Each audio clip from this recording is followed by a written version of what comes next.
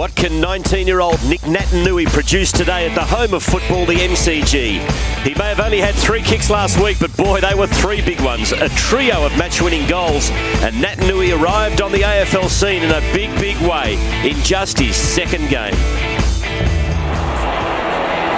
Natanui's come back. Can he do the miraculous? He does! He puts the Eagles in front.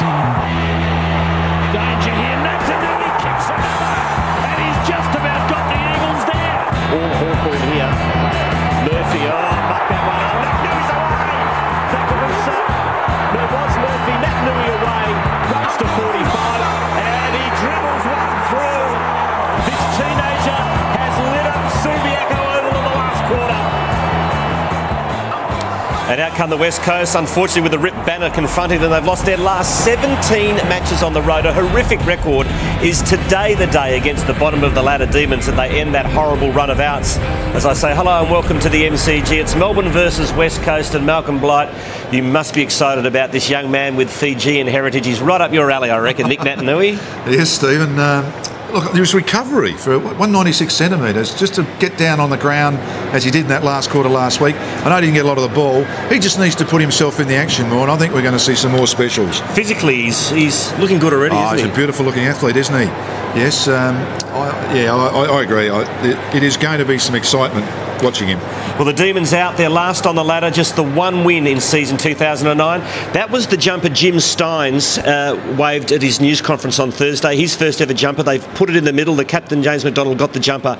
It is a very poignant moment in the Melbourne rooms. A terrible week for the Demons, obviously with their president, Jim Steins, battling cancer. The big question today is, can they control those emotions? How are they going to respond? Yeah, I think that's a fair question too, Stephen. But I like everyone else in the football world, Sam and the whole family, hopefully Jimmy can fight this. I'm sure he'll give it his best shot. Yeah, I think what they've got to do is just go out and play footy, and Jim's done enough to earn the respect of everybody. What the result is today will have no effect on that.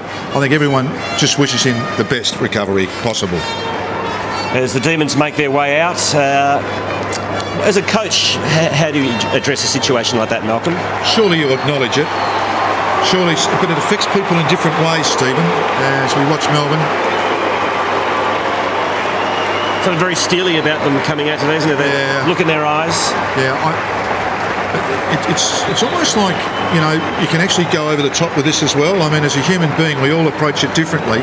And I think the key to it is to try and stay as controlled as you can. But you've surely got to feel something for such a great bloke. Well, let's have a look at the Melbourne lineup. A bit worried about the forward line, Malcolm. Very small, isn't it? How are they going to manufacture goals? Yeah, well, Stephen, as we speak, it just looks as though it might be sprinkling behind us, so that might certainly help. But yes, you're right. If they have to go long, that means that the Eagles can get an extra one back, and they're going to find it hard to get it in the air. Well, Melbourne have lost 10 in a row. They've been pretty ordinary of late, but when you have a look at their opposition, it hasn't been bad. They've played quality sides: Bulldogs, Hawks, Saints, Pies, Bombers and Lions. So there's a little bit of an excuse there. Yes, there is. And if you add that up, I mean, it's sort of about 8 goals. Only a couple of goals a quarter of that, if you took that as an average. A bit less. So it's not miles away. It's not 150 points or 100 points. No Jack Watts today, but you want to zone in on a couple of young, promising Melbourne players. Yeah, young Frawley, I've actually been impressed with him. I know he's had some goals kicked on him, but he's a youngster. But what I like about him as a young defender is that he keeps his head up. The opposition player might kick a goal on him, but he wants to go to the next contest. I think that's a fantastic sign. And you like young James Burnell? Yeah, I do actually. I think he covers the ground beautifully. He's got good skills. I've seen he can play half back, and now he's moving onto the ball. I think he's going to be a wonderful player for the future. Where are the West Coast Eagles at, Malcolm? No Cox and no Kerr today. Yeah, and yet I still think they can win this, strangely enough, because I think everyone's pretty happy with John Worsfold. The club has done a good job. He seems in control, doesn't he? Yeah, it does. And they know they're on the downer. But they've still got some good players in there, and they've got their own youngsters. McKenzie out, and he's a late change. Cocky in. Marston is one of the youngsters. Impresses you? Yes, look, he did last year. I picked him for the Rising Star this year, but his form last week was the first time, and I wonder if Daniel Kerr being out now just gives him a chance to get his head and find his feet in footy. He was picked early, and I think he can play a bit. And Josh Kennedy, part of the Judd deal? Yeah, I think it's a wonderful pickup for them. I would suggest that he's going to be a 150, 200 game player. He's got all the hallmarks. He's a young forward. It's always a bit hard. A break from the MCG. The coaches, they're also preparing themselves. John Worsfold, a big day for Dean Bailey. It's a dark and dreary day at the MCG. Can Nick Natanui light things up here at the G?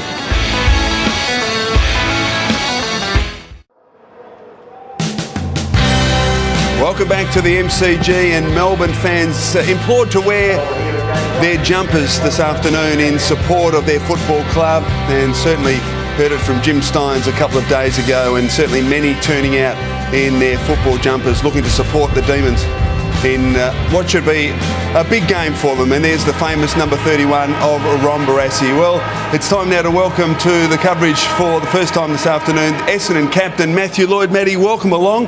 Before we talk about today's game, touch disappointing last night? Yeah, it was. We were just didn't take our opportunities in the first quarter. Should have probably kicked 4 or 5, only finished with 2, and a quality side like Collingwood just blew us away in the second quarter. They certainly did. Now, what about today's game? Big challenge for the Demons. Yeah, one side has only won 3 quarters. First quarter's in Melbourne, and the other side, West Coast, hasn't won for 17 times in away from home. Yeah. So who's going to take the initiative in the first quarter might win the game. Looking forward to your comments right throughout the afternoon, Matthew Lloyd. Let's now get down to the boundary line and welcome for the first time this afternoon, Andrew Marr. Thanks very much, Michael Christian. Just a classic Melbourne MCG day down here at this time of the year. We've already had some showers and clouds rolling across the MCG before the teams came out. As they came out for their rundowns, they ran out to a bunch of rain. It's a day that's going to test the spirit and the stoicism of Melbourne supporters all over the place. We know there's been rallying cries throughout the week to get out here and support the footy club, and particularly Jimmy Steins. I must say the members is pretty well supported today. There's a lot of people out here, and it's a tough day for Melbourne supporters. The GPS is going to be on a bunch of players today. 3 from the West Coast Eagles, Pritis, Maston and Rosa, and from Melbourne, Jack Grimes amongst the other 2, Burnell and Carl Morton. This bloke's been a revelation for them this year. Jack Grimes had to overcome some injury to work his way into the senior team. A high draft pick 2 years ago. He is a future leader of this football club. There's Carl Morton on the bench. We'll be seeing him throughout. It's already on in the middle of the ground. Boys, back to you, Chris Hope. Thanks. Sure is, isn't it? Maybe Natanui a target early, Malcolm, as you expect. Obviously, this happened for a while. That's an interesting start, isn't it? As the sun breaks out here at the MCG. The real key is what happens when the ball bounces and they put their head over the footy. That's a real sign you want to see from 2 struggling sides. So plenty of failing as we start this match at the MCG. The Demons last, West Coast 12th. The Eagles with 4 wins next to their name in season 2009. It's Natanui in the ruck against Jamar. Jamar jumps straight into him. And it's the Eagles with the clearance. Selwood. That's Scott Selwood, goes inside 50. Good pick up by Frawley under pressure. Dishes off to Bruce. Selwood has another crack for West Coast. To Rosa. Jones, left foot kick to half forward. Handball comes out to Stengline. Chips it to the tip of the goal square. Kennedy's underneath it. Well, 4 players missed the ball altogether, and in the end, it's still alive and socket off the ground. No, it's rushed through at the last second by the Demons. So a point going West Coast way. Yeah, as we just watched that build-up then, Adam Selwood's running with Aaron Davey, who's been loose for most of this season. So John Worsfold has made the call. He's going to fire the best kick in the team from Melbourne, Aaron Davey around. Dangerous kick inside by McLean, but it's okay, Mark, taken. And the Demons now can get out of defence, but only just for the moment. Hearn, well done by Bate, applied some pressure. Marston now kicks back inside, attacking future, but a good mark going back by Warnock. And relieves the pressure for the moment. So now an opportunity for Frawley. Kicks it wide, and Jamar accepts the mark. Off to Cam Bruce at half-back. He finds Sylvia, who's been in outstanding form over the last month. Colin Sylvia kicks dangerously inside the corridor. Marston couldn't control it. Chance now for Selwood. A little fumble. He was taken high, and he'll get the free kick in the centre of the ground. Before we go forward here, the one matchup I'm really looking forward to is a guy I played on a few weeks ago, Frawley. He's got the big job on Lacroix. Should be a great matchup. Kick to half forward. Good spoil by Sylvia. Green comes in to lend some assistance. Got it out to McDonald. Handballs to McLean. Gives it off to Rivers. And his kick is good. It finds Maloney on centre wing. Goes looking for Bate. There's the ball knocked away. Eagles get numbers back behind the ball. Pritis. Kick finds Brown, and now a good build-up here by West Coast. As the ball goes back inside 50, Lacroix has it knocked away from Frawley, who's got a distinct high advantage, but never seems to bother Lacroix. Still gets his 3 or 4 every week, and here he is. Kicks towards goal, and he's got one this afternoon. Thank you very much. He didn't drop his chutney, he just kept at you.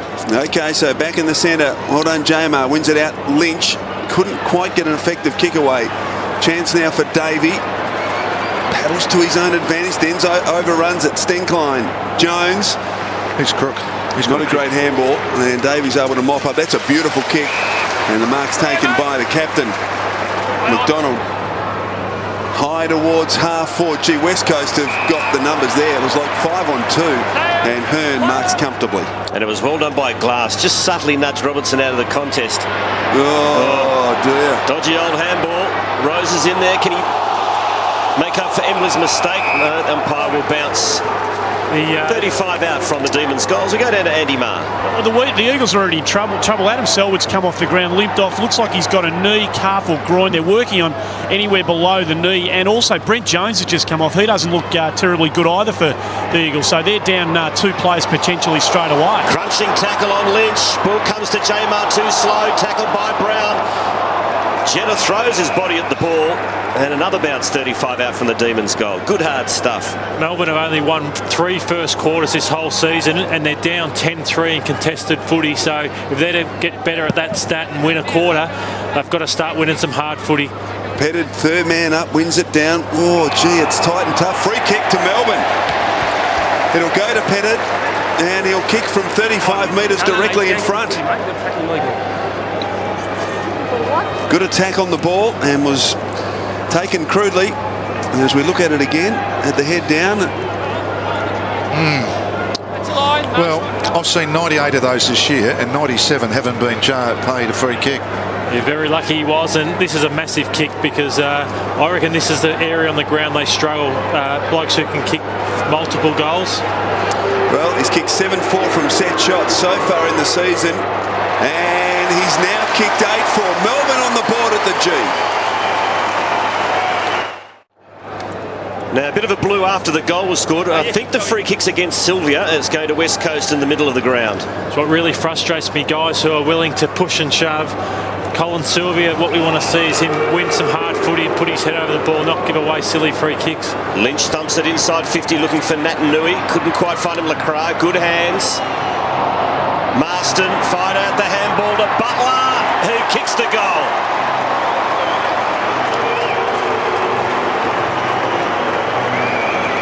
And Matthew, they paid a very high price for that free kick. Absolutely kills you. I know as the captain, you'd be straight over to Colin Sylvia and say, you owe us, mate, this quarter. You'd want to get back and do something about that because that was really disappointing. You've just kicked the goal. You get back on level terms, and within 20 seconds, you're back behind the 8 ball again.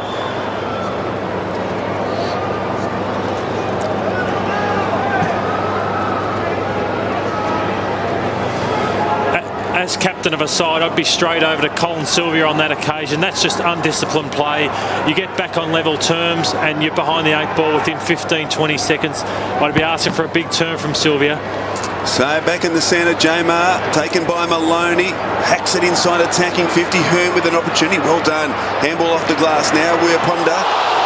Handball to his own advantage. Well played. Did it brilliantly, in fact.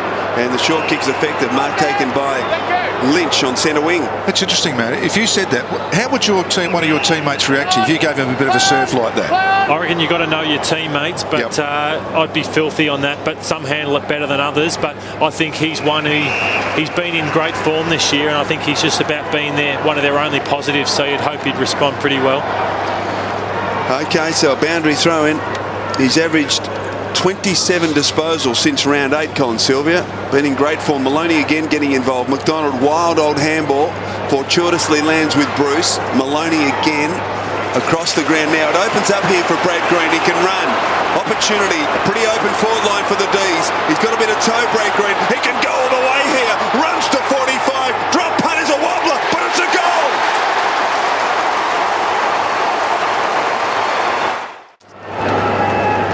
The modern face of football. The ground was opened up and Green took the mark and ran what was it, Malcolm? 120 metres? 110. I was going to say 109, but he fumbled and it only went 1 metre less than I thought. And a beautiful finish going full tilt too. That wasn't easy. And a morale-boosting goal for the Demons. Just getting back to that ruck work on the... I mean, that was just unforgivable to see Melbourne player 8-10 metres by himself on the other side of the pack. Not one Eagles player. You got time to look around. Andy Marr. Adam Selwood back onto Aaron Davey, who's gone forward. He's not 100% Selwood, so Davey's speed might be a real issue, testing that low in the hamstring or behind the left knee. McLean kicks the ball forward for Melbourne, but only as far as glass. Now Weir Punda goes backwards to Brown. And Lynch, who's having a pretty good season. Another stat for him, that's his 5th touch already. Great kick. Goes to the wing looking for Selwood. It was a superb kick from Lynch. A lazy 55-metre pass. And Adam Selwood back on the ground. Kicks inside 50 again with great precision. The mark's taken by McKinley. Nice kick of the football, McKinley. I think he can go the distance here. Has been blustery over the last couple of days, as we saw in the Essendon-Collingwood game last night. So we'll take a fair kick from here. 20 goals, 18 this season in 11 matches. Hasn't really nailed it yet, has he? He looks good at times, this lad, doesn't he? Just hasn't quite consolidated everything. That's not a good kick to the tip of the goal square, and the Demons happy to concede the point. One positive I've liked from Melbourne is that I reckon the things that let them down is Davey, Bruce, Green. They get too much ball backward of centre. I love seeing Green kick that goal, and it's great to see Aaron Davey on the forward line because I don't think they heard enough off half-back. Gee, that was a short kick to Davey, who hurriedly kicks it, taken by Prentice off a step, kicks to a vacant goal square, but it's well offline. Good pressure in the end coming from Brad Green, and a boundary thrown in the forward pocket. So why wouldn't they get Davey to kick the ball in and break the tag? I mean, if he's going to be sat on all day, you may as well try and get him creative. Martin over the top wins this one. Stengline in the grasp. He tries to get the handball clear. Prentice again. Well, was taken high with the left arm by McLean. Umpire said it was okay. It was only incidental contact, but it was high. A bounce deep in the left forward pocket. That's why I'd keep him up forward, Malcolm. I reckon he's got to hurt a bit more with his possessions and maybe put him out of the goal square. In the West Coast Eagles forward pocket. McLean dispossessed. Prentice forces it forward. LeCroix caught a bit high. Prentice again. Now Jones for Melbourne. Deep in defence. Squeezes the kick out, but only as far as Rosa. And he's not without a chance from here. 18-man flood just about going. Had a good year, Matt Rosa, averaging 22 disposals a game. Scored just the 3 goals. Should make it's 49 metres he's going to kick it. Most blokes can do that. Good conditions at the moment. So Rosa does make the distance, but misses to the left. Eagles by 3 points. So Wheatley kicks straight down the centre, looking for McLean. Well done, Lynch, but front and centre was Jones. So an opportunity here for Melbourne. Wide kick is okay. Mark taken by Petterd. Hit the ground running. A wobbler towards half forward. Here's the star, Liam Jurrah. Well done, Glass got there first and did the reliable, responsible thing. Tapped it over for a boundary throw-in. I'll tell you what's been good is Glass, Hearn, Wurra Panda have all been fantastic at the back. You see a stat on screen, 16-8 contested possessions. Once again, Melbourne are struggling. They've been 30 down on their opposition over the last month. Now, free kick that time against Butler. And Bate will take it. Here's a thumping kick. He decides not to go for goal. Instead, looking for Jurrah, who's got it. 35 from goal. He'll kick from 40. Angle only slight. And an opportunity to kick his 3rd goal in his 3rd game of AFL football. And we've seen in his first couple of games he's capable of doing the freakish thing. 1-2 from set shots in his 2 games so far. So an opportunity here to put Melbourne in front for the first time this afternoon. Liam Jurrah.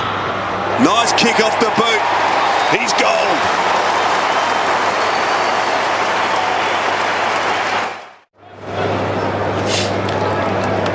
So the Demons in front. Thanks to that goal from Jurrah, playing just his third game of AFL football, taken in the pre-season draft from the Northern Territory.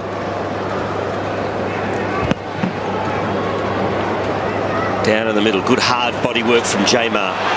McDonald, head over the footy. Umpire lets it go. Stenglein, wrapped up by Grimes. There's a hot footy in there at the moment. Umpire letting it go, and now he'll have no alternative but to bounce. Steve, I just watched young Nick Natanui then, number 9 for the Eagles. He followed that ball round like a bee round a honey pot. I reckon if you're a ruckman, you go for it and try and protect. If you can't, you get off into a dangerous position. All he's doing is just following the ball, and he's not going to get one like that. That's why he's not getting a kick. Needs to be smart. Fletcher dispossessed.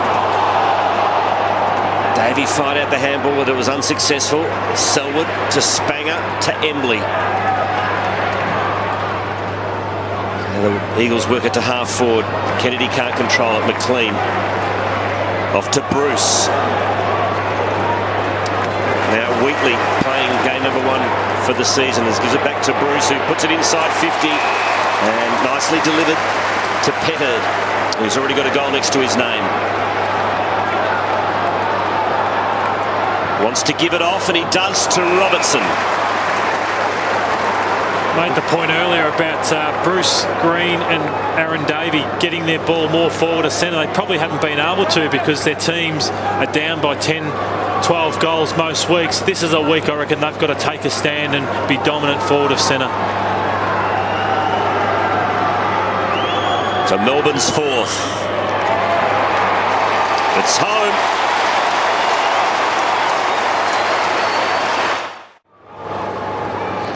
Oh, Nick Natanui. Now here's the first couple, Matty, where Jamar's done exactly that. There's the second one. So really trying to exert physical impact on Natanui. Jamar wins it down, taken though by Fletcher. Hurries the kick inside, attacking 50. Chance for Lecrae. Brilliant little tap to Lynch. Oh, it took a long time, Lynch, and threw the ball. Clear advantage there. Straight back to Jurrah. Yeah, it's got to come back. Well done by Rivers. Lynch wanted a week and only had a day, so chance now for Frawley at half back. West Coast have manned up pretty well. Dangerous kick inside to Grimes. It's okay. Come back behind you, Mark. Back behind you, Mark. Fans want 50 metres. Not paid as Morton now. Kicks across the ground. McLean's got a contest here. Scott Selwood in hot pursuit. Well done, McLean. Heard the voice of Rivers and knocked it back in his direction. Gets a good shepherd from Warnock and then kicks to McLean, who kept running. He was quiet last week. Only just 10 possessions against the Lions. Now Sylvia inside attacking 50. Petterd again, who's providing a target. Chance for Spanger, and he knocked it. He gets, in fact, the free kick. His intention was to get it over the line, but he earns the free kick for... This is smart there. Have a look at this. That's just knowing what's going on, isn't it? Actually, some of the ball movement, Matthew's been okay. The kicking's it's not too bad. I was just about to say that. Melbourne's game style and game plan and what they're looking to do has been questioned over the last 3 weeks. This is the best I've seen them move the football all season. Well, Spanger, beautiful kick. Gee, that's bad checking from the Demons. It's marked by Selwood. Over to Embley. There's the handball partially smothered. Embley follows it up. Now he's lost it. Jurrah runs into the wall, which is called glass. Nowhere to go there. Very good. And now the Eagles get it to half forward. Rosa kicks more and high. Oh, Lynch just stuck up the big mitt. And on the second bite took the mark. He actually was going back to actually put on a block for Lecrae. Great effort from Jurrah there, putting his head over the football, but Lynch looked like he was putting on a block for his teammate, and he's put the mid up and taken it. So you know, often his first kick's quite jittery, so hopefully he can put this one through for his own confidence. Close to there, Paul. Oh, Lynch has missed, as he is prone to do from that distance. I must say, Matthew and I had a discussion about goal kicking before, and I think there's a lot of help needed for some of these players because they try and do something they shouldn't, and that is be someone else. You've got to work with what you've got, and I find they get too stilted. Oh, shocking kick from Wheatley, and here's a chance for Selwood from 35. He kicks the goal.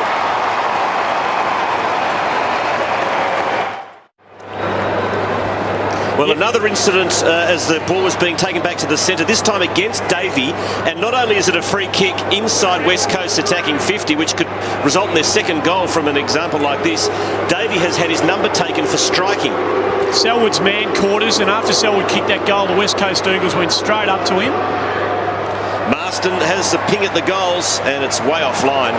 And they all got stuck into Davey. He didn't like it at all. He lashed out. The umpire was right there, saw the indiscretion, and the free kick was paid immediately. What was the indiscretion, Andy, do you know? Oh, it looked like a push to the face of a West Coast Eagle player, Blighty. It didn't look like a strike from here, I must say. Okay. Just another undisciplined act, though. I mean, to give away a kick like that, they just got to be better than that, Melbourne, not get sucked in. Well, it all came from a bad turnover from Paul Wheatley. This time he kicks it back into the defensive goal square without any problems. Mark taken by Grimes.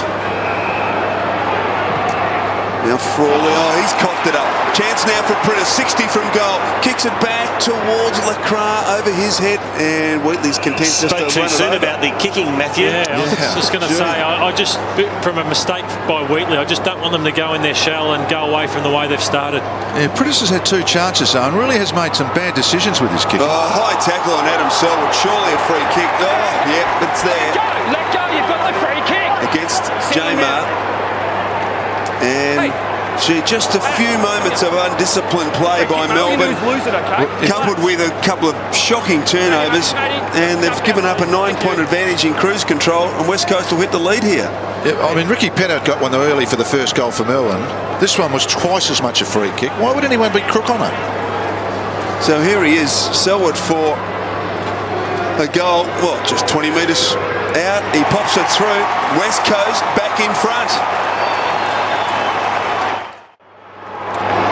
As we have a look at the tracking system on Matthew Prittis, they've already covered 3.5 Ks, and another blue after the goal there. So things very heated here at the MCG as the Eagles get back the lead. They're in front by 5 points.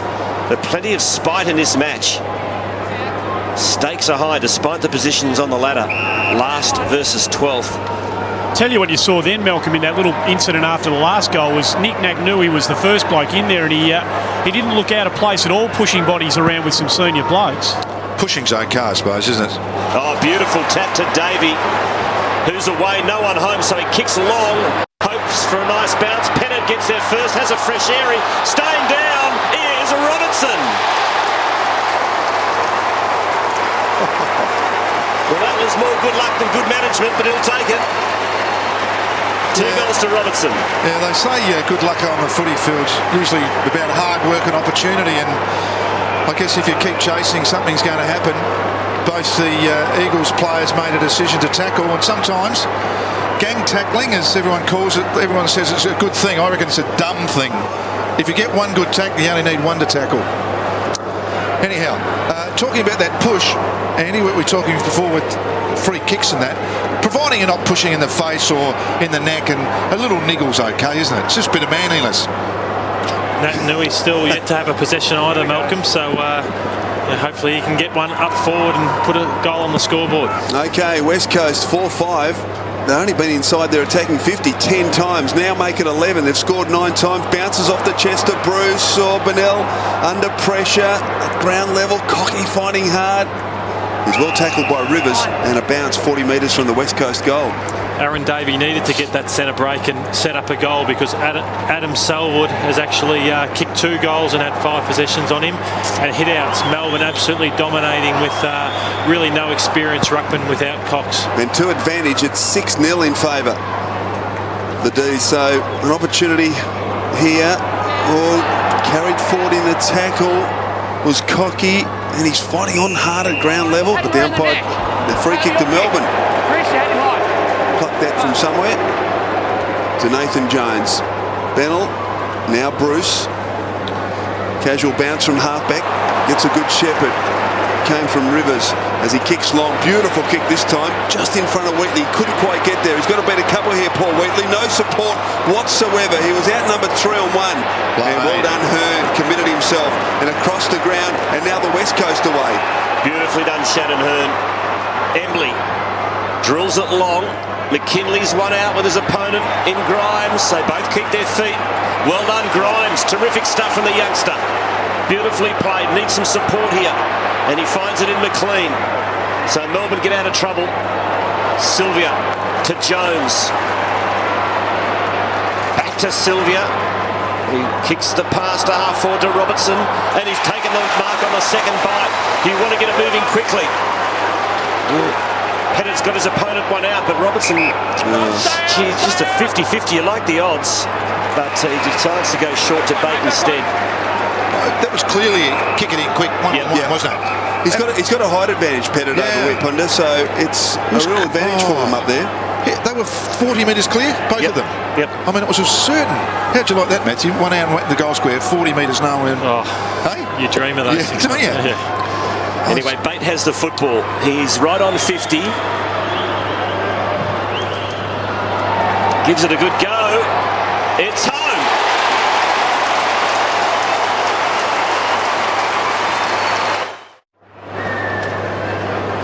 Just wanted to highlight this contest which set up the goal to Bate. McKinley, you said, we're not sure where he's at. He's got to be stronger. He's on a small and inexperienced Grimes. He's got to be more physical and take charge. Well done, Jamar. Beautiful tap. McLean's kick partly smothered. Chance for Maloney. Great strength there. Bennell now paddles to his own advantage, but surrounded by West Coast players. Rose are cool.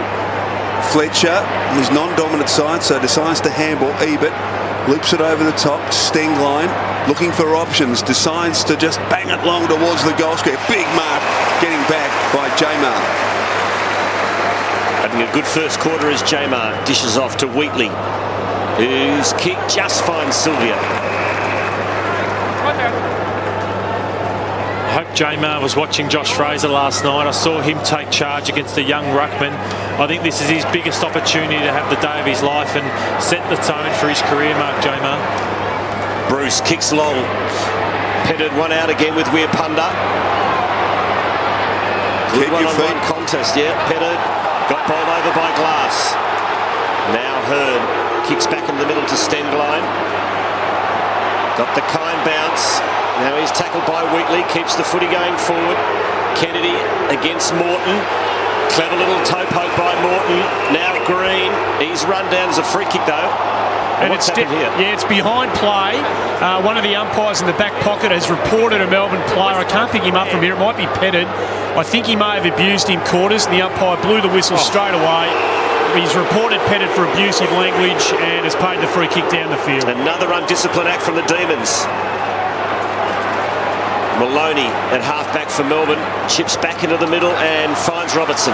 Robertson marks just the attacking side of the wing, gets on with it quickly off the green, who kicks towards full forward. Martin in the contest at ground level, a chance for Bate, and Jurrah's there as well, but West Coast working well. Butler panicked with the kick. Luckily it got to Cocky, who just hung in the tackle long enough to get it to Glass. Beautifully done off to Brown. His short kick's okay. Taken by Kennedy. Kennedy kicks it wide, and good mark this time, McKinley. He's marked 40 metres from goal. And this is the incident involving Petterd. And just looked at the end there as though he's just saying, well, you saw that. Yeah, did you see that? Doesn't and that oh, God, please, give me a break. Not happy, Michael? No. I thought you might report him, but not actually stop the play for him. So here's McKinley. Beautiful kick off the boot, but it swings right viciously offline. So another behind the West Coast. They're 4-6. Melbourne are 6 goals, and incidentally, that is Melbourne's best first quarter under Dean Bailey. Yeah, it is. It's been a good goal scoring quarter. Michael, we couldn't read his lips then. What if he said some very naughty words? I reckon you can report the guy, but they shouldn't stop the play for reporting someone for abusive language. It was 140 metres away. Bennell kicks to Maloney. Melbourne have only won 3 first quarters this season, which is the worst record in the competition. Looks like they're going to hang in there and maybe notch their 4th victory for the year. First quarters we're talking about. They switched Melbourne to Bruce, who gets the nice bounce and kicks back to the wing. 2-on-1 here in favour of Melbourne. Bate wins out, keeps the ball moving. Kick wasn't all that flash, but Martin still will end up with a footy from round the corner. Martin has hit the post. Gee, nice snap. The quick ball movement from the Demons. Was good.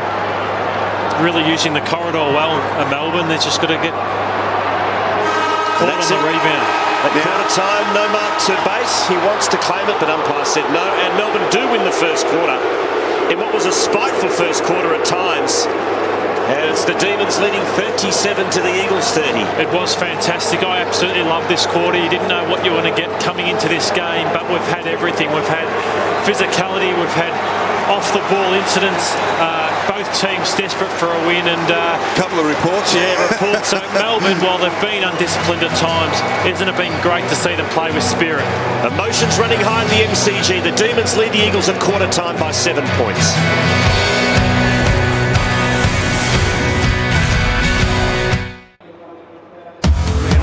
Up here for Brad Green, he can run. Opportunity, a pretty open forward line for the D's. He's got a bit of toe, Brad Green. He can go all the way here.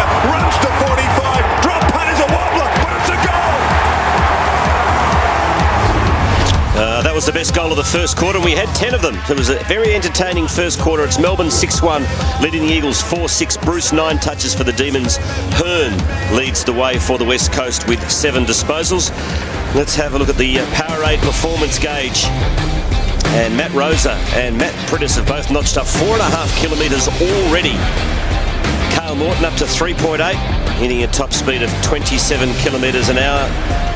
So the players working hard on that first term, and it was a rough and tough Malcolm Blight first quarter. Good to see. Well, it was, and we talked about, you know, the Jim Steins effect and what everyone thinks of Jim in the footy world. And I just think the Melbourne players are probably a little bit over the top of it, and they've given away some free kicks and reports, and it is an emotional game, and it affects people differently. And I think they want to be competitive, they want to be tough, but they've just gone overboard a little bit. Andy Marr. Quarters, I can tell you, the Melbourne supporters didn't mind it one little bit that it was rough and tough, and I don't reckon they minded that there has been a confirmation of a couple of reports in that first quarter. Aaron Davey, you see him on the screen right now, reported for striking Chris Maston, and as we saw, Ricky Petterd has been reported for abusive language. That's the bad news for Melbourne. The Spirit's coursing through the red and blue jumper today. There's no question about that. And the other good news for Melbourne, it's bad news for the West Coast Eagles. It does appear that Brett Jones has done a left hamstring. They tried to get him up in that first quarter. He came off in the first couple of minutes. It does appear to have been gone, and he will be taking no further part in the game. So they're down a man, the Eagles. Thanks, Andy. And don't forget, you can follow your dream team scoring during the games live on your mobile phone. Go to afl.com.au for more details. It's amazing how much it does hurt you when you go one man down in a game in terms of rotations and players and their running capacity. So it's a big bonus for Melbourne. Okay, second quarter underway. What can Melbourne produce here? Beautiful tap from Jamar down to Maloney. Hurries the kick inside, attacking 50. Well done, Hearn. Good strength. Good tackle. Follow-up tackle by Jurrah, though. Now a chance for Emily. Hard up against the line. Tries to bounce the handball towards Selwood. Davey does well. Couldn't quite bring enough back to get to Bate, and Emily is able to kick it forward.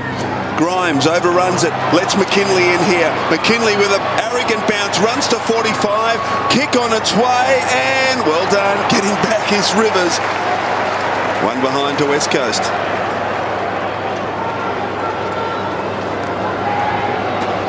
If nothing, it's moving from end to end, isn't it? It's been quite a quick game. Get straight in. Play on.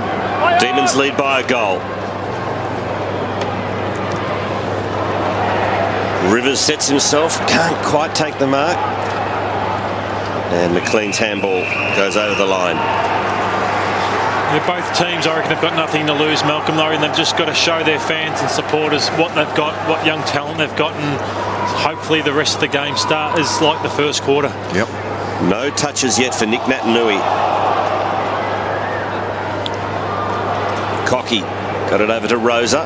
Back to Brown, one of a host of young Eagles to extend their contracts during the week. As Hearn goes inside 50, and that is a terrific mark taken by Josh Kennedy. Oh, I know the Melbourne fans aren't happy, but from our distance away, I thought he used the body and his arm just a little bit. I thought the Melbourne player collapsed a bit too easy. Do you agree, Matthew? He did. Yeah. Took a dive. Yeah.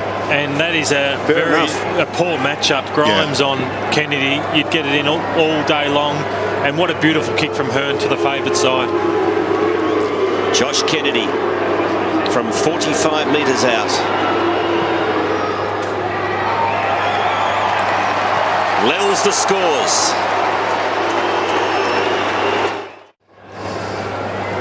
So a goal to Kennedy, all locked up. Brent Maloney. It's a serious point, though, Michael, isn't it? As a defender, you've got to be hold your ground too. Yeah. And if you give it up, You can't play for a free kick because you might get the odd one, but you miss out on a lot on the way through. Chance now for Cocky. Selwood, good tackle by Maloney. Should have got the free kick, Maloney, not paid. Chance for Priddis, little kick towards half forward. Well done, Bennell comes out, anticipated better than Stenglein, has marked at centre half back for the D's. Oh, Green gave it to Green. He was hot property. Nat Nui ran him down.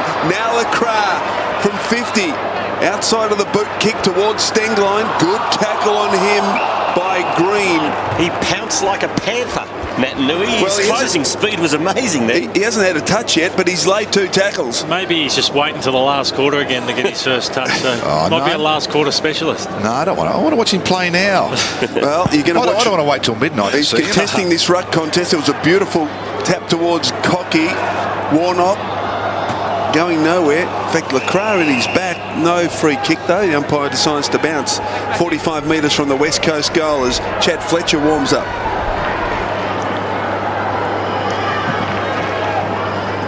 Jamar the tap, nicely done to McLean. He gets driven into the ground and receives the free kick. I thought the Selwood tackle was pretty good. Tried to turn him in the tackle. Yeah, touch unlucky. Players are doing that now, Chriso, where they're actually falling forward, and that's an art that's coming to the game that you hope the umpires are going to not fall for time after time. Very poor kick from Bennell. Marked by Brown for West Coast, who gets it moving quickly, looking for Nat Nui, just out of position there.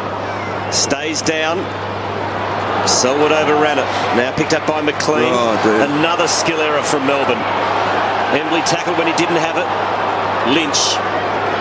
Over to Weirpunda. Usually uses it pretty well. Blazes away. McKinley. Oh, might have gone through. He's kicked the goal. Eagles in front. David Weirpunda kicking his first goal of the afternoon. And another example, boys, of just really poor errors by Melbourne coming out of defence. This one's a poor kick under pressure. The other one was a poor decision, though, Michael. There's a difference, isn't there? Poor kicking and poor decisions. Jamar towards McDonald. Left foot kick around the body towards half forward. Hearn not quite. Well done by Petterd. Red. It wasn't a great handball, though. It wasn't a great option. Glass emerges from the fence. Over to the big Q-man. Lynch. He kicks wide towards half forward. McKinley loses Grimes, but Grimes did enough to get back and push him over. So a boundary thrown between wing and half forward for West Coast. Yeah, turnovers are 12-3 in favour of West Coast, and it's cost them 3 goals so far. Fletcher, quick kick out of the pack, back inside the Eagles 50. Grimes did well, stood up the tackle and found Bruce. And that's a sweeping handball, a ripper to Bennell. Now Melbourne finds some run. Can they use the ball? Looking for Robertson. Picked off by Glass. Lynch lost his feet. Forced to release quickly. Comes to Bate. Bate kicks and finds a teammate Martin, who grabs it on the third bite. That'll do. This is one of the younger players from Melbourne that I've been interested in. I liked him early in the season in the back line. He did some nice things and he can mark it. Hasn't been quite as productive when he's moved up forward. So I'm really interested in this move. I think this is good coaching to see whether you got one of young players can do both ends or either or. Yeah, he's done some things, turned players inside out in the last few weeks also. Kicked a poster in the first quarter, and that has been kicked like a backman, Malcolm. Yeah, well, I think he's still at that raw stage, Stefan Martin. I'm not sure if he's got another sport background, but he is going to take plenty of time. Amazing, he couldn't even squeeze a point out of that kick. Yeah, it's disappointing, isn't it? No one stands the mark, Malcolm, so Emily runs the full measure, gains 20 metres and then kicks it almost to the wing. Big fist at the back. by Wheatley, and a boundary throw in the attacking side of the wing for the Demons. Can I tell you, I mean, that's really good play for Melbourne to get there too. You know, they've coughed a few up. Then when you get that shot in goal, you can't believe the disappointment if you're standing down the other end and think, oh no. Lynch, too strong. Good tackle by McDonald. Borjar's free. Scott Selwood, little give to Priddis. Chance for Stengline, little paddle to Ebert. Under pressure though, West Coast. Need to be precise here. Priddis, not a great handball to Ebert, but they've still got possession. Marston back between the legs of Glass, who had a look. Now a chance for Robertson. Morton couldn't control it. Marston can. Now back to his captain, Spanger. Glass, Martin applying the pressure. Spanger. Oh, gee, Maloney missed. But no, he didn't miss according to the umpire. Got him high. Spanger with the free kick, but good pressure there from Melbourne. West Coast couldn't jar it free, but they still have possession. I didn't know you get a free kick for wind. Yeah. That was wind. But it didn't look to get him. Maybe he did. Maybe he did. Yeah, good call. Just looked as though he missed him. Melbourne get it back. Petterd centering kick. Tough one for Stengline. Spills to McDonald. Jones off to Green, who from 55 kicks long and gets a it's goal. It's a goal. It's come back. 2 goals to Green.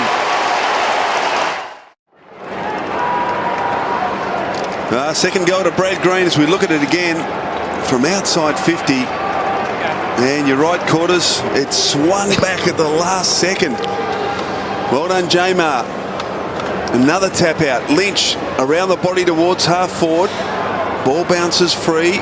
Bruce dragged down. No free kick. Scott Selwood gets out of one tackle. Can't get out of the second. Priddis has got it. In fact, it's a free kick coming back to Melbourne.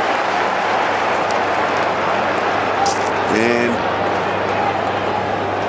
who's going to take it? It's going to come back to Jamar, who put the Priddis tackle on. Off to McLean. He kicks wide. Sylvia. Been busy on the southern wing. Chips casually inboard. McLean getting a lot of it. 13 disposals already. Only had 10 for the entire game last week against Brisbane. And Frawley combines with Jamar to get it to Rivers. Attacking side of the wing. West Coast have got numbers back, and Rivers' kick not great. Weir Pointer couldn't take the mark, no. Chance for Jurrah. Off towards Petterd, who tried to handball over the top to Jetta. Now Bate. Melbourne trying to keep it inside their attacking 50 for the moment. Davey. Good kick across Jones. McLean had it all bottled up. A disputed ball. McLean fighting hard at ground level. Can't get clear. And a bounce 60 metres from Melbourne's goal at half forward. They've dominated the hit-outs, Melbourne. 22-3. 8-0 in terms of hit-outs to advantage. It's interesting, isn't it, that stats tell something. Quinton Lynch has got the most stats for the Eagles, and they've got a midfield there that's just not getting enough hands on the footy at the moment to drive it forward. Some of these blokes, Priddis, those type of blokes, Fletcher, him, just need to get a bit more clean ball for them. They're just not quite working it right. What will you do, Malcolm, with Nat Nui? Will they have to put Lynch in the ruck for most of the day due to Jamar's dominance over him? I think so. Just use him as the pinch hitter. Lynch did well to Fletcher. Cocky lost a handle on it. Fletcher gets it back. Kick out in the front of Marston. Oh, he's gone. Just hesitated. And he has been pinged. It's a good question, Matthew. The other thing I might do with him is put him at half-back flank. I mean, he's got to think outside the square. Try and get him an easy kick. Get him into the game. I mean, what he's doing is not working. Bruce. Kicks long. That's good. Robertson one-on-one against Glass. Have to be at his very best to beat the West Coast skipper. Jurrah pounces. Good handball to Robertson, who kicks from one step. We're Punda run down. Eagles have numbers back. Spanger wasn't the best of handballs. We're Punda to be clean here, and he goes short to Glass. Just a bare 15. Oh, gee. There's a bare 11. Well, I'd like to make a point there. Spanger's handball. Rosa was out by himself 100 metres, and he decided to handball. I don't get it. And Wheatley, a decisive fist towards the line over Fletcher, and eventually it's over. You know, you've watched the Eagles now for quite a while, and Spanger's sort of been in at the side. Why wouldn't he take the responsibility to kick it to Rosa, who's by himself in a million miles away? He saw him, must have, in the handball. 39-23, and every Melbourne player's had a tackle, with the exception of Warnock. So, up and about the Demons this afternoon. Chance for Selwood. Scott. Rosa confronted by McLean. Back to Scott Selwood, but it was a shabby handball, and Melbourne apply plenty of pressure. Umpire will bounce 55 metres from their goal. That stat you just read out, Chris, so you can see they are on. They are hunting West Coast in packs, and they have set themselves a benchmark that they've got to stick to now for the rest of the year. If they can do it on this day, they should be able to do it week in, week out. Jamar dominating in the air. Chance for Scott Selwood. Took a long time. Get the arms free and got it to Lacra in the end. Prentice, Steng line.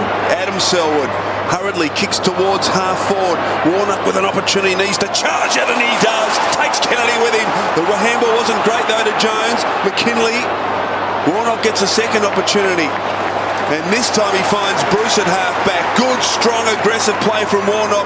And the mark's taken by Jamar on centre wing. Wants to get it moving quickly to Grimes over the top. Well worked by Melbourne. This is Sylvia. Pumps it long to the goal scorer. It's a long, long kick. It's a great goal by the Demons. That had to be 65 metres. What a team goal from Melbourne as Sylvia comes off for a break. This is a good game of football at the G. And look at that from Warnock. Bang! Good stuff. And Jamar kept the ball moving. Grimes just have a look at where he kicks this quarters. I reckon he's 15 metres outside the 50. Sensational goal. Not to take away from the goal, Malcolm, but my pet hate is players who go to bump when they should tackle, and that was Josh Kennedy on the half-back flank. But what a play, the handball, the run, the link-up. That's as good a football that Melbourne's seen all year, so it's fantastic for their supporters who have come today. And Matthew, the bump's out of the game. It's too risky now for reports anyhow. Why would you bump now? Almost. No. Umpire calls it back, Malcolm. Poor bounce. Righto. I'm just going to watch. As a coach, I used to watch when you're getting beat, you watch the centre square, see what guys are doing, just move them around a bit. Watching that Newey. Martin wins it down. Just Maloney with pure strength. He's just a follower of it. Hacks it towards half forward. Now free kick here. Melbourne's way. Against Weapunda. And it'll come to Petterd, who has had his number taken for abuse. He'll kick from 40 metres directly in front. Different umpire. Different umpire, correct. Here's the bump again, Chriso. Josh Kennedy, you get nothing out of that. You actually come out looking stupid. So lay the tackle, keep it in your 50. It's gone down the other end and Sylvia kicked the goal. And went to ground as well. Went to ground as well. Yeah. Hey? Terrible. It's a trifecta, really, isn't it? So here he is. From directly in front. Makes good. Melbourne out by 12 points. We're tracking Matt Rosa, covered almost 7 kilometres in this game, and we say thank you to the West Coast Eagles and the Demons for allowing us this data as the game wears on. One stat for every K. 7 touches he's had. Whew, 30 Ks is a lot.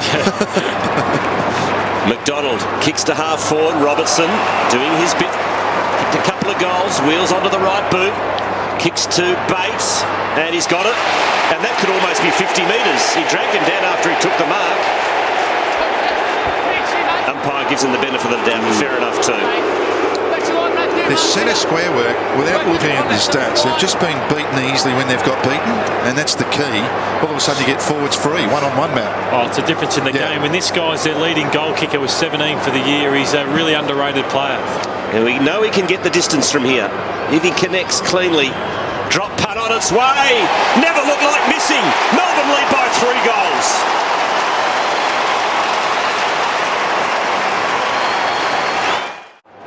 Look at that advantage, 26-4, and hit-outs to advantage, 9-1 in favour of Melbourne. As you said, Malcolm, that they're getting it out with great ease and are being able to pinpoint the footy out of the centre. This time, Lynch gets a favourable bounce and hacks it forward, but Morton in the way to Bennell. Now McLean, who's been outstanding in this opening half. Short kick is okay. Jeddah's got it. So West Coast get numbers back, so he's forced to kick back and across to Morton, who delicately kicks towards Wheatley off the green, who pumps it long. Jurrah! Had his name written all over it. He's marked 25 metres from goal, directly in front, and look at the excitement on the faces of the Melbourne fans. He came from way back, attacked it hard, and you'll love to see that, Malcolm. It is one of the favourite things in footy and going to the footy when you do see that. Yeah, why we'd have floods and all that, and why we wouldn't promote this sort of footy's got me beat. But anyhow, we got it today, and that's great. Well, they're 18 points in front. Jurrah's kicked 1. Should put them 4 goals in front. He pops it through. He's kicked 2.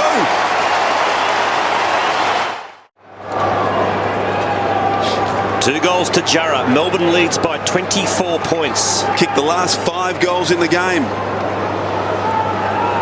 Could have easily been a free kick to Robertson too. A little bit of staging perhaps, but attack the footy did Liam Jurrah. And the Eagles need the next one, that's for sure, as Cocky puts them inside 50. And that's a good mark to Everett. No play on, says the umpire. Must have been touched. Good stuff from Stengline. Won the hard footy. Selwood caught high. Twice. Scott Selwood. Had the bounce. Wirrapunda's gone forward too, which is good. Actually, while we're talking about this, I'd love to see Hearn. You know, he's sort of been half back for a while for the Eagles, number 25. Jurrah took that mark on him then. I'd actually like to see him on the ball. He's a beautiful kick. John Worsfold to create another midfielder. He tends to stay half back all the time, doesn't he?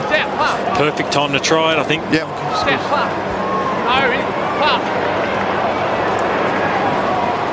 And another stalemate here. So I mean, you've got to get Priddis and Fletcher and those sort of blokes, they're not great kicks, are they? They can find the footy, but they're not great deliverers. And someone like Hearn, if you get free, might be just the bloke to fix this up. Jamar continuing to dominate the ruck. Jones. Take 3. One guy we haven't seen for quite a while is Mark Lacroix. Bernal's got the job on him. Huge job for a young player, and yeah, he's only had the four possessions for the match. Lynch, he's tackled by Jones.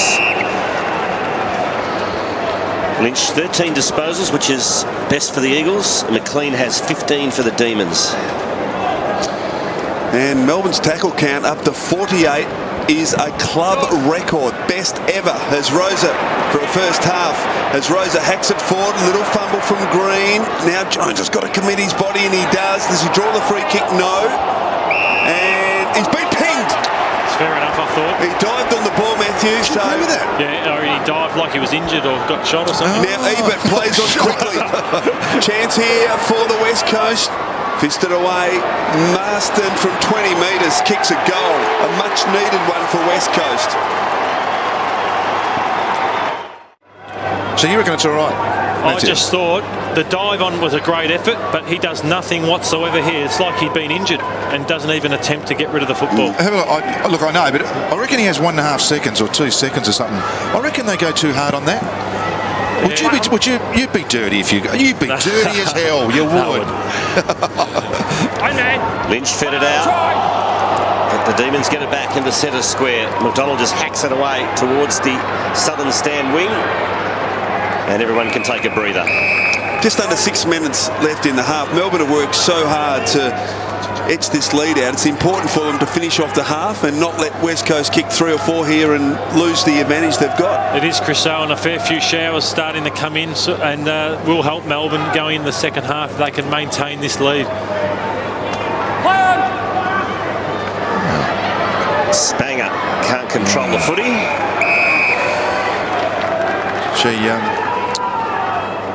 Cocky's hunted the footy a couple of times in underneath. You've just got to see him use his skills. Number 48 there, just slightly left of screen. Just watch him hunt the footy. He was a late inclusion today for Mackenzie. Aaron Davey had his number taken for striking in the first quarter.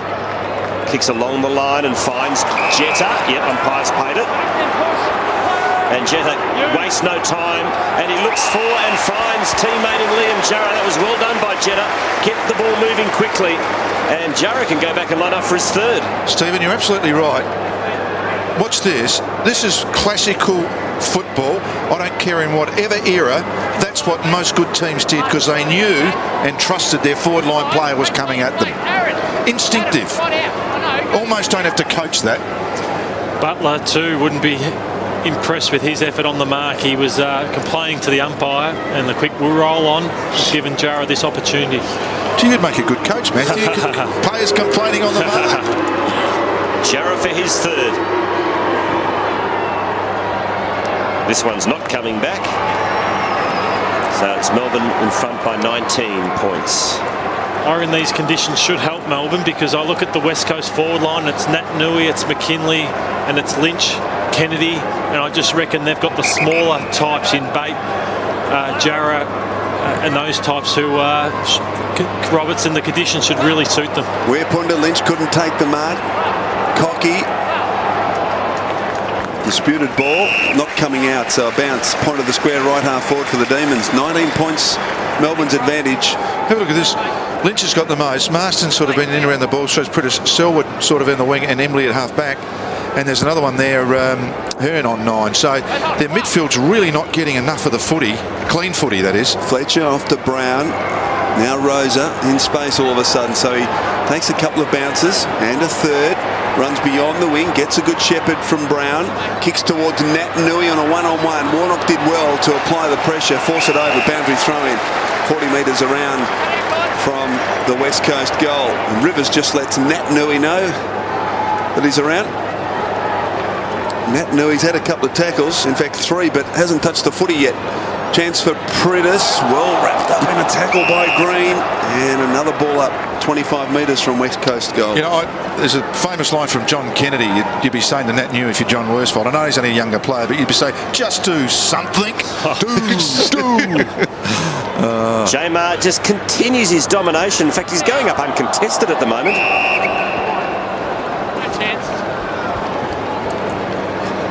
I think as a young player, I think he's just got to get to as many contests as he possibly can, and hopefully, something will open up for him. 21 hit-outs to Jamar, 32-6 in favour of Melbourne as the hit-out count. Here's Nat Nui.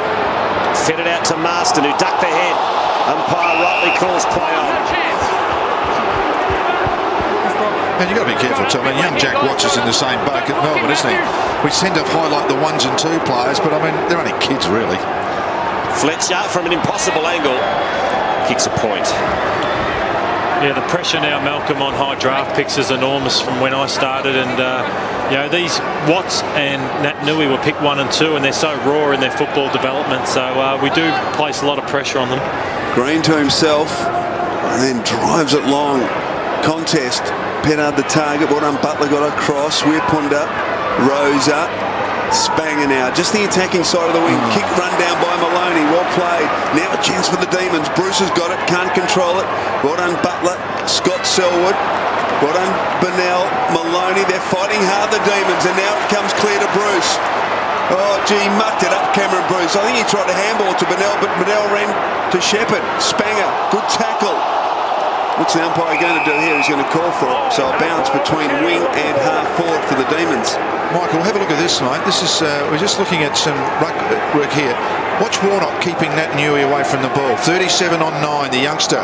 So he's just trying to keep him away from the ball from jumping at it. And your defensive nature would say that's very good. It's very good.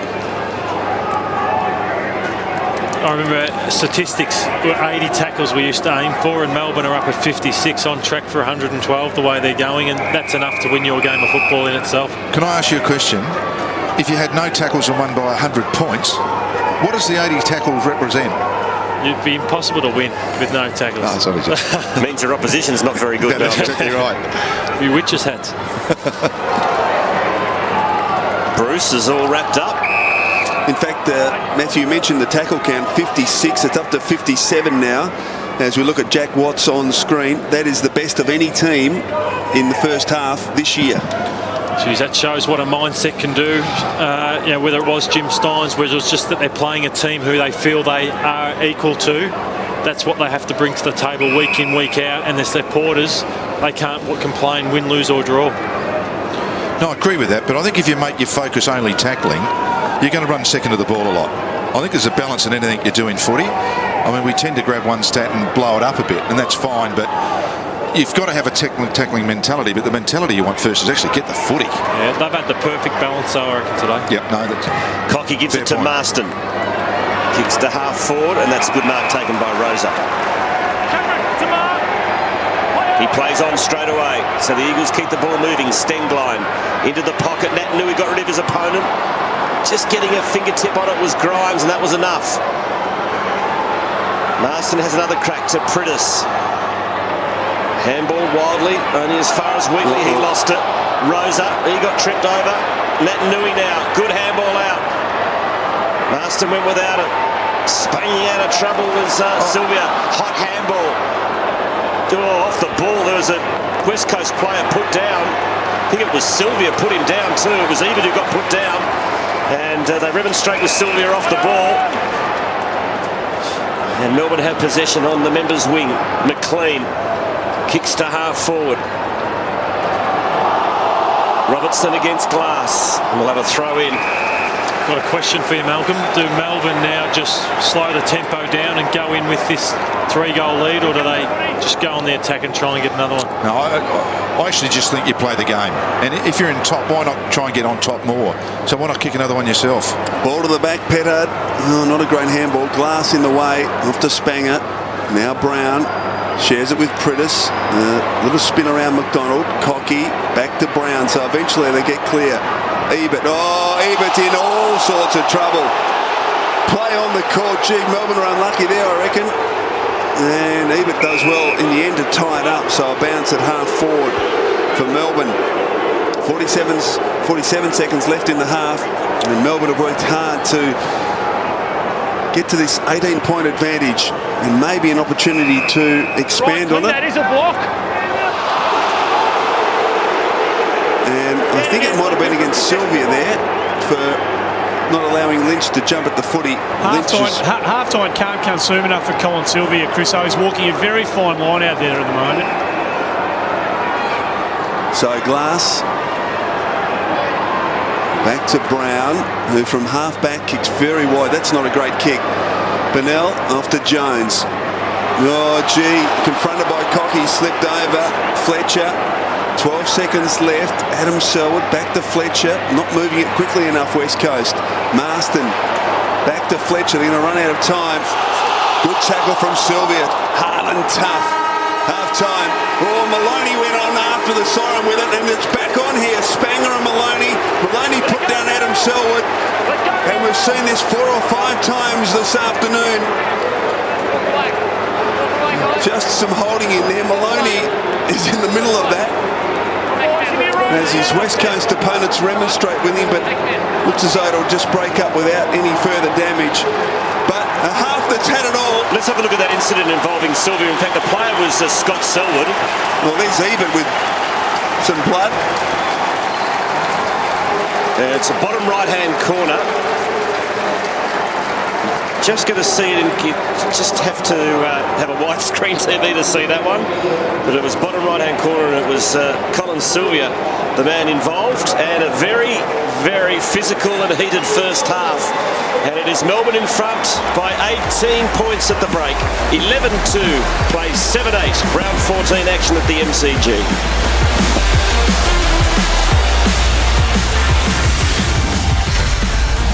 And certainly Melbourne doing a good job. 18 points in front, 11-2 to 7-8. Jurrah, Bate and Green the multiples for Melbourne. Adam Selwood the only multiple goal kicker for West Coast. And Brock McLean doing a great job, the leading possession winner on the ground. Jones off to Green, who from 55 kicks long and gets a goal. It's a goal, it's come back. 2 goals to Green. Excellent game at half-time at the MCG. It's the Demons in front of the West Coast Eagles. Joining me now is the CEO of the Melbourne Football Club, Cameron Schropp. Good to see you wearing your jumper, Cameron, yes, as directed by your president. Yes.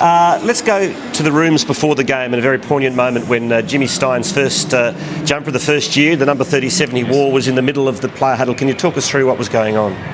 When Jim made his announcement to the player group, he actually just grabbed a jumper to explain almost to the player group the significance of that. And I think Martin Flanagan did a great job this morning articulating what it actually means. And he grabbed it not knowing that it was actually the jumper that he did wear when he ran across the mark. And so it almost, for him, that been a defining moment in his football career. And then it was actually James McDonald who asked whether he could actually have the jumper to use as part of all of this. And each of the players in the coaches' room before the game actually got to hold hold the jumper as it went around, and I think clubs are great, in terms of how they come together to support their people, and I think sometimes to have something very tangible like this jumper is really powerful symbol. Well, we'll go back to the very emotional media conference that Jimmy conducted on the Thursday. He's had the operation, a big operation yesterday. Can you just tell us what's happened so far? Yeah, well, the first reports are positive. I think that was probably always going to be the case for him, though. The biggest challenge he's facing is he's not exactly sure what style or what type of cancer it actually is.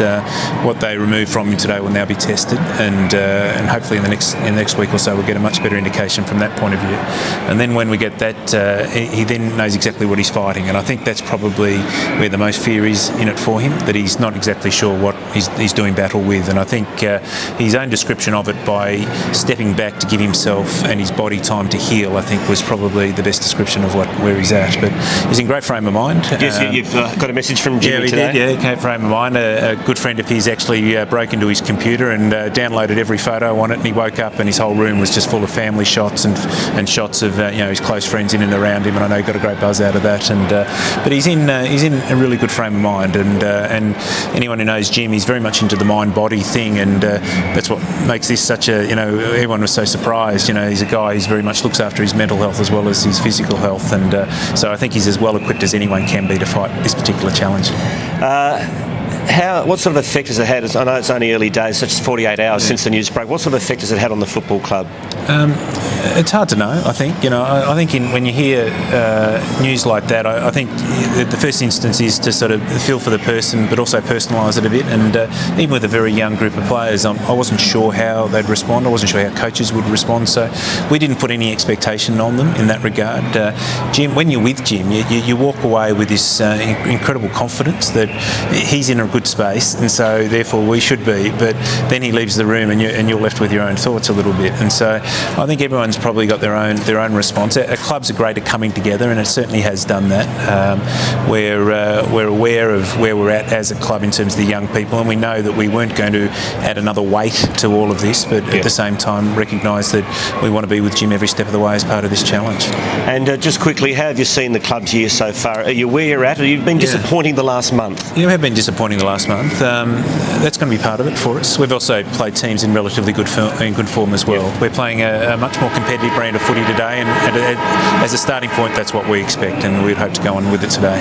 All right, Cameron, we appreciate your time, and as I said, the good news is that Jim Stynes has had the operation. He's in good spirits today, and it goes without saying that the football community wishes him well. Yeah, and that's the jumper, and I know Jim's going to be watching the game, and mate, we're very much with you, and we love you a lot. Well said. We're going to take a break from the MCG as we leave you with the Auskickers going at it at half-time.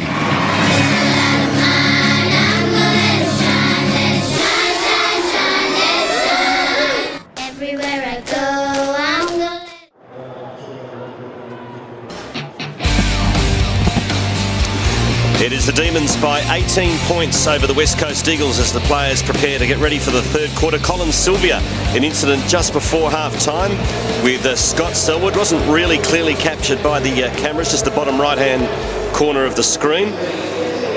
But several Eagles players certainly remonstrated with him. It's been a spiteful afternoon. Aaron Davey reported for striking in the first quarter. Petterd had his number taken in the second term for abusive language. Bit of claret spilt there too with Brad Ebert. So plenty of feeling in this game.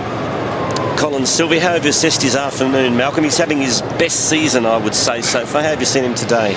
It's an interesting question. He's been fired up, hasn't he? And he's had 10 touches. I've seen him have a lot more touches. I've seen him play better. But he's certainly been throwing a bit of weight around, hasn't he? Oh, well. Hello, boys. He's a solid unit, so might as well make the most of what you got, Malcolm. Sure. The bloke he's playing on's not small either. He's a big man, Shannon Hearn. Yeah, I'd love to see him on the ball, man. I mentioned that during the second quarter. So Melbourne, after their best first half under Dean Bailey, scoring 11 goals too. What can they muster up in this second half? Chance for Green. He drives it deep into attack at the back. Martin! He's got it. Spanger was just a little slow to react, and the Green kick had a lot of carry on it, and Martin read it best, anticipated best, and he will kick from 25 metres as good as directly in front. As we watch it again, Let's hope he kicks it better than last time, Michael. Yeah, well, gee, this would be a great start to the second half for the Demons. He pokes at it, but he pokes it accurately. First goal of the second half to the D's. Talk us through the approach to goal, Matthew. Just like he was kicking back up like a horse there, but he got the job done in the end, so well done, because he missed his first one, so it's a good job there. So it's the Demons by 24 points, which is the equal biggest lead in the game. The value of a quick long kick up forward. Marston for West Coast. Puts it inside 50. Wheatley. Bowled over. Rosa taps it back to Petterd. Got out of trouble nicely to Cocky, who's been good. Late inclusion in the game. Kicks towards goal. And sneaked it home for one behind.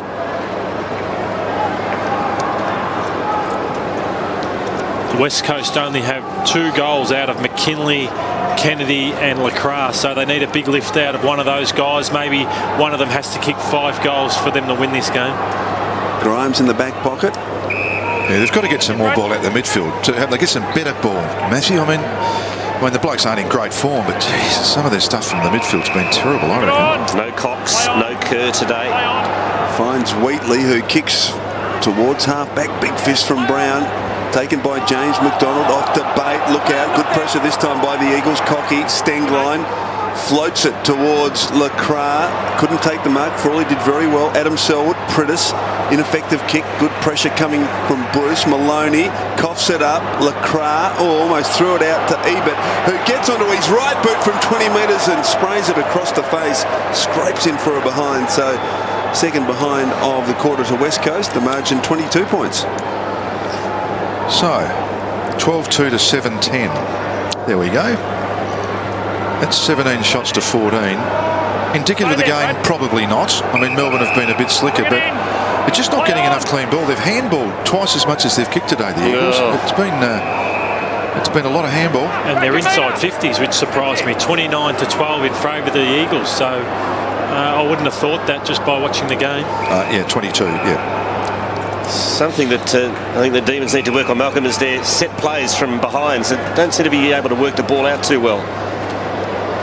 No, the Eagles have got a full, virtually 18-man press all the way up the ground and zone. But if you break it, you can break it. Bates out here. Yeah. Well, they've broken it now by the looks of things as Bruce kicks to half forward. There's a couple of Demons there. Marked by Jetta.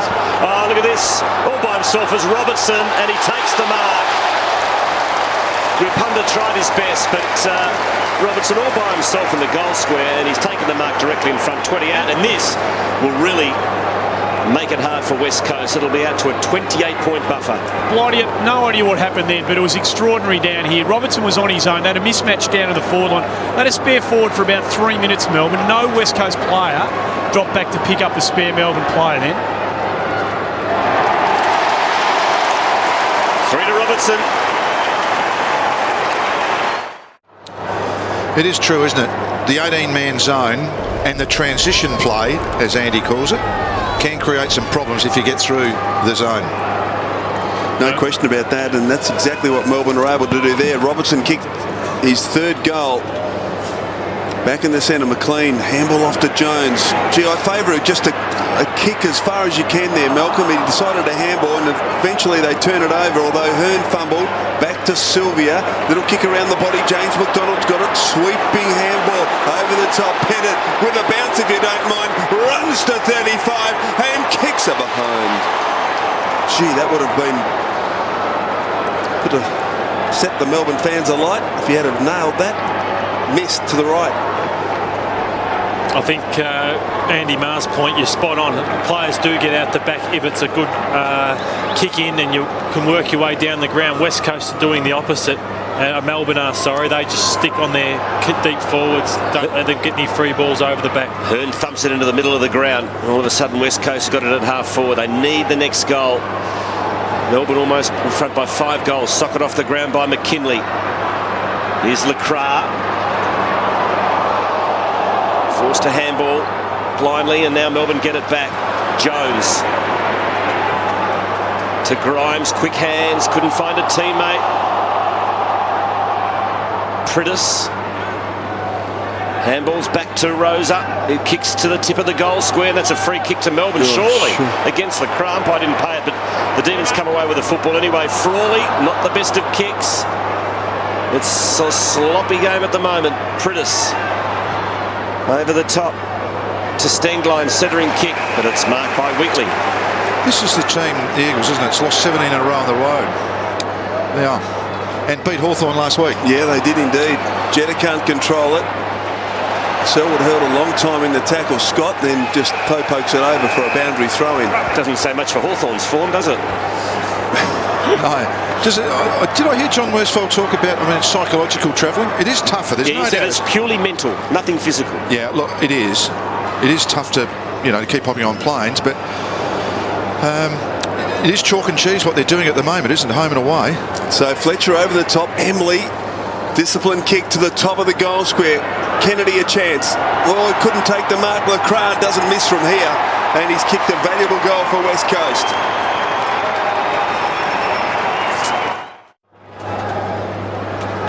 LeCras kicks his second. And the Eagles cut the margin back to 23 as John Worsfold looks on.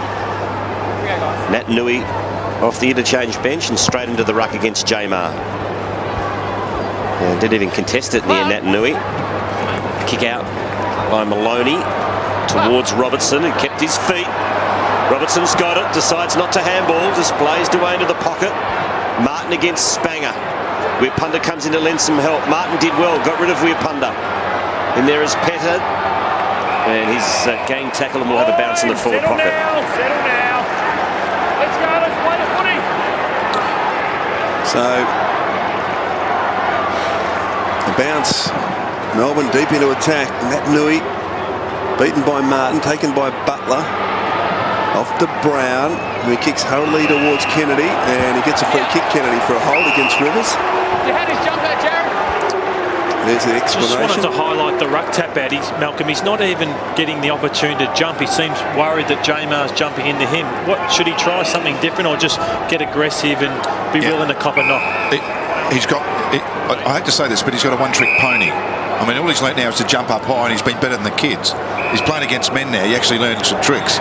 And I'm sure they've got the ruck coach. Who's the ruck coach of the Eagles? I'm just trying to think at the top of my head who that is. He'll learn that. This is real testy time for him. Rose has got it, the attacking side of the wing. Yeah, come from different angles, come from different sides. Don't do the same thing all the time. We're putting a beautiful kick. The mark's taken by Kennedy. Yeah. So he'll kick from outside 50 with an opportunity to narrow the margin further. Is it Dean Irving? I think he former Eagles player. Yeah. So he'll teach him. Yeah, it's happened time and time again. I've just been interested to see what else he could do. And Josh Kennedy, you can't question how hard he works in his leading. Whether he can travel the distance over 50 metres, we'll soon find out, but I'm not too sure. Well, here he is. This will need to be a superb kick. Sets it up. Has it got the carry? Oh, the goal umpire doesn't move. What a goal. Margin back to 17. Here is Josh Kennedy. Matthew Lloyd doesn't rate him as a kick at all. Matthew, the homework, that was a great I reckon kick. he's actually gone on the run, more so than a set shot. Well, he should, because that's what you all should do. He seemed to have got a good run-up. So. Don't you like him? No, you do like him, obviously. I like him, but I didn't hear you kick that far. No, that's okay. Consecutive goals to the Eagles. They're back in the contest as Embley gets the clearance. West Coast back inside 50. Mark is taken for Melbourne by Grimes. Seen that paid 50 metres in previous weeks. Boys, shouldn't we welcome Matthew to the Foot and Mouth Commentators Club? Welcome. You're a life member, Malcolm. Yeah, but after you. Frawley's kick finds Grimes. Play on. You now. Goes to Warnock, who laconically kicks over the top. They've got the loose man on here, Melbourne, as Morton kicks to half forward. Rivers goes inboard to Jones, who can mark and run. He can almost have a shot from here. He takes the ball inside 50 and loads up and kicks the goal.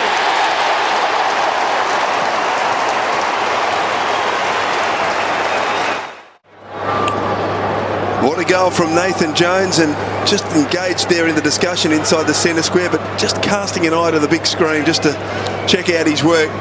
It was a fantastic goal. Perfect bounce back in the centre. Nat Nui this time runs at it against Martin. Martin follows up his work. Hurries the kick inside it. Well, not quite inside attacking 50 towards half forward. Bate, good tackle. Spanger. Rosa. Now Hearn. Needs to be precise here and is. Well, they called a play on Butler. Scraggy old kick. Scott Selwood needs to be careful. Is back to Butler. Now Cocky can run from half back. Confronted by a couple. Feeds it back to Butler. Look out, he got the kick away just in time, but it wasn't effective. Mark taken by Rivers. Bruce on the overlap. Kick towards. Great courage from Nathan Jones. Weirpunda laid him out. Kick inside attacking 50. Mark's taken by Green. 30 metres from goal at an angle. That was unbelievable courage and bravery shown by Nathan Jones. Look at this. Eyes only for the football.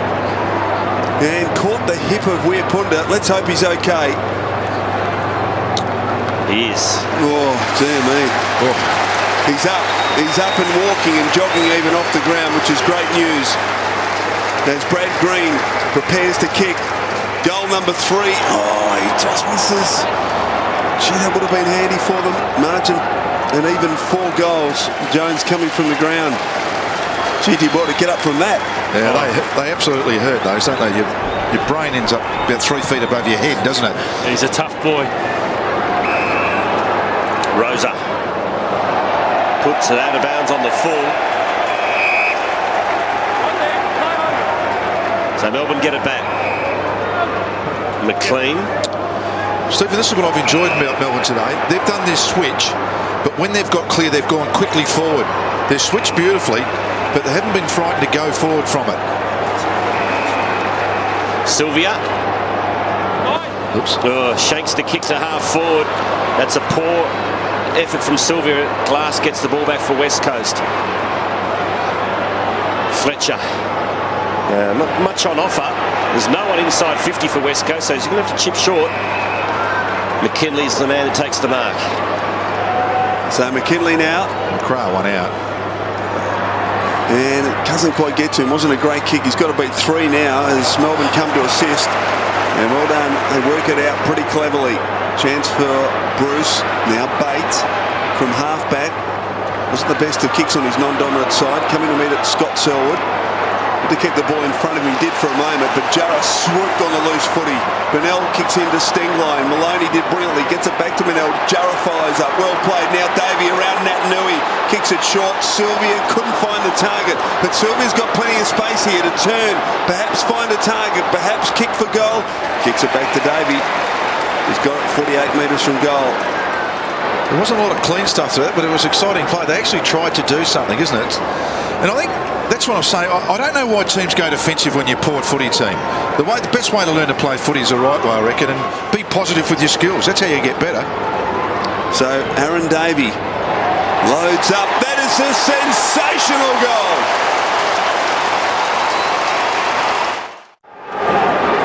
Another blue behind play at the West Coast forward line. Here's Jurrah swooping. It's good that, isn't it? It's Melbourne's biggest lead of the match, 30 points. What a feisty afternoon it's been. Nat Nui got his hands on that one. Cocky has a fresh air shot now picked up by McLean. Melbourne back into attack. Jurrah from the side almost pinched it. And it's the mark to West Coast, no doubt about that. It's going to be taken by Butler. Cut of hands on the mark. He goes short and wide to Selwood, Scott Selwood. Over to Brown, in 2 minds, gives it to Hearn. He kicks it, sort of a half drop on, half torpedo. And consequently, he's turned it over. McLean to Burnell. Kicks to half forward, Sylvia. Looking for Robertson over the head of he and Glass. Now the chase is on. Glass gets there first. To Priddis, back to Glass. To Adam Selwood. Oh, handball intercepted. Now Green kicks short and finds Morton. And he can go back and have a shot and make it a 6-goal game.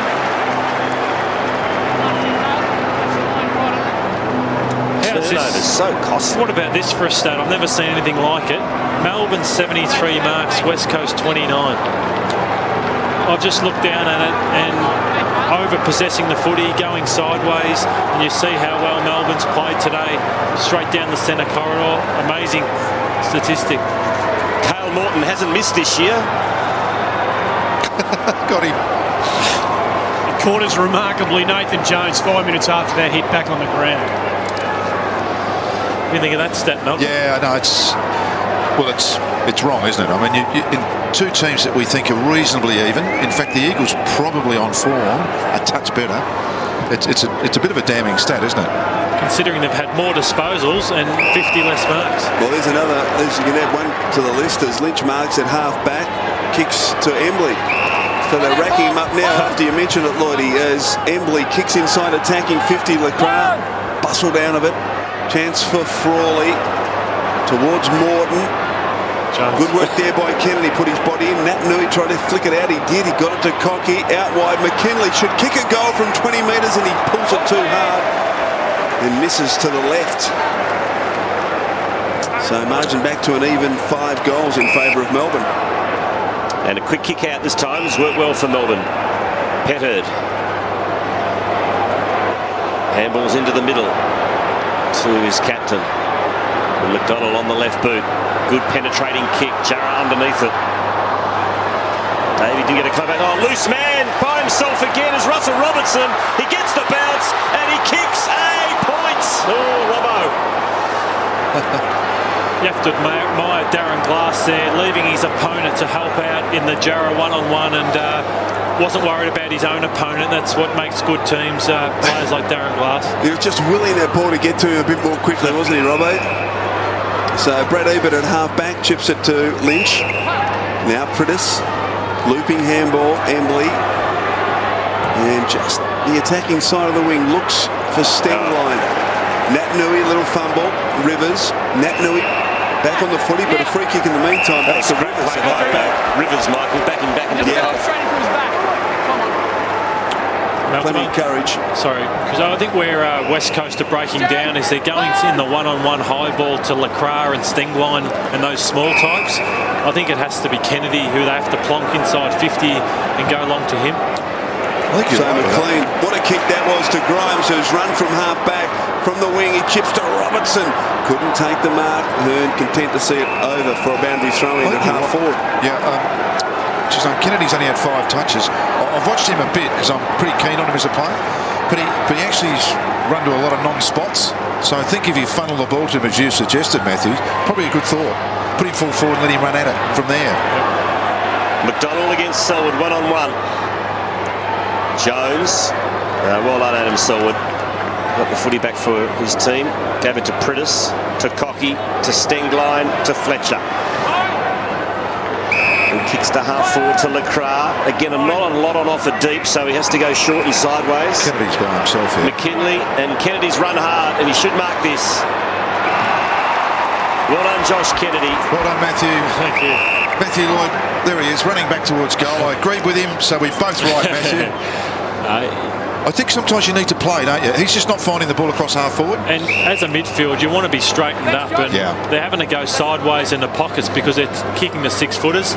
I reckon this is the man who's got the best pair of hands in their side, with Lynch having to be in the ruck. So I think if they're to win this game, he has to go deep and stay there for the rest of it. Well, this is for his third, so have limited opportunities. Yeah, he's worked hard. Just don't kick it to him.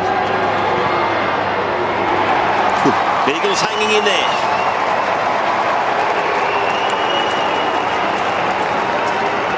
Three goals to Josh Kennedy, and Melbourne leads by 25. The other thing is that they've had 109 kicks and 142 handballs, so there's been a lot of movement through the midfield and a lot of flipping around. I haven't been clean with it. I actually don't mind that. You only get better. You only get good as Geelong by doing more of it and getting better players, but just occasionally you do have to kick it long, don't you? No doubt.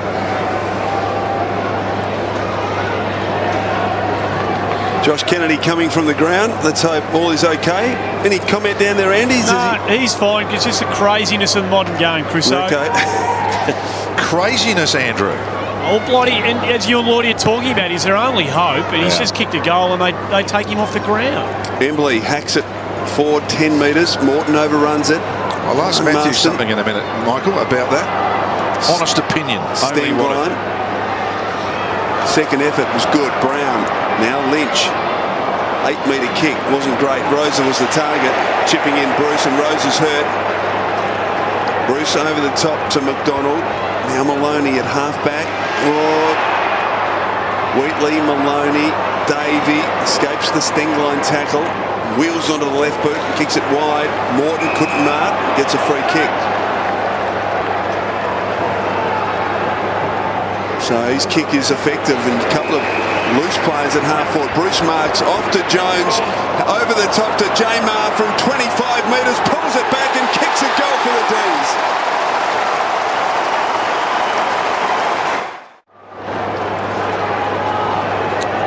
Here's, we're looking at Matt Rosa coming in and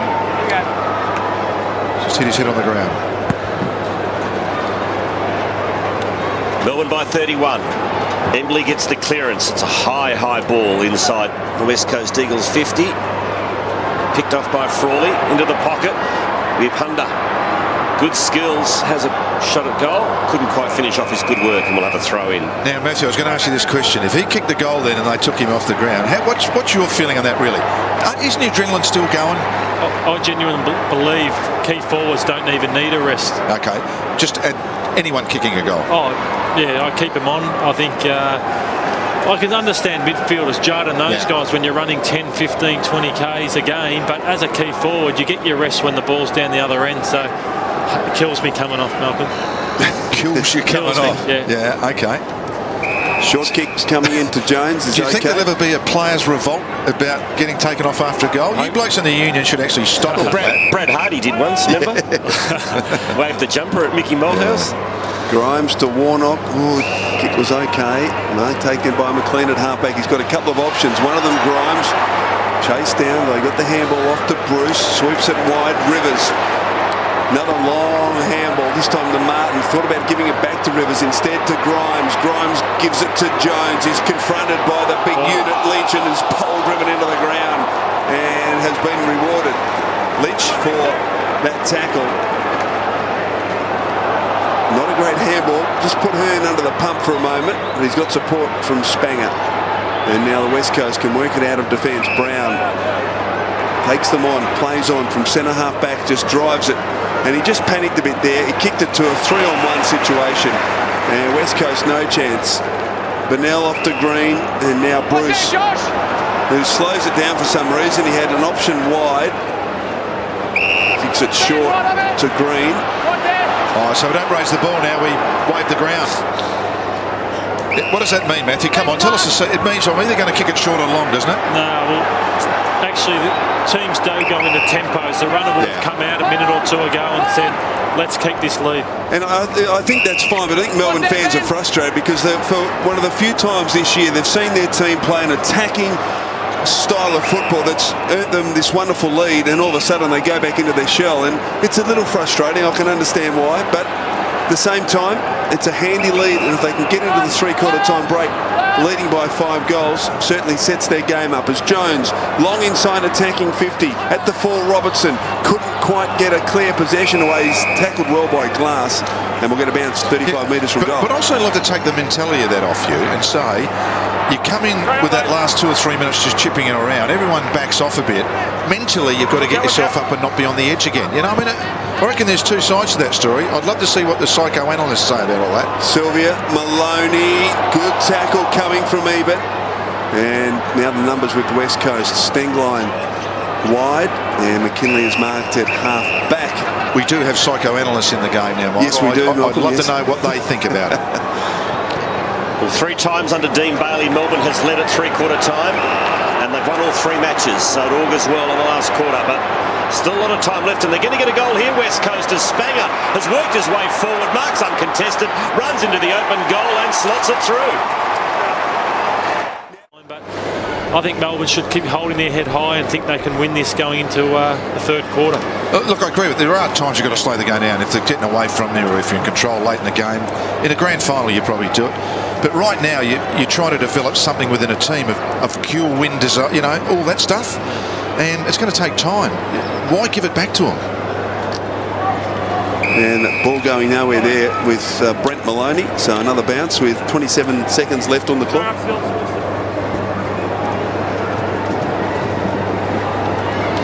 Ball comes wide.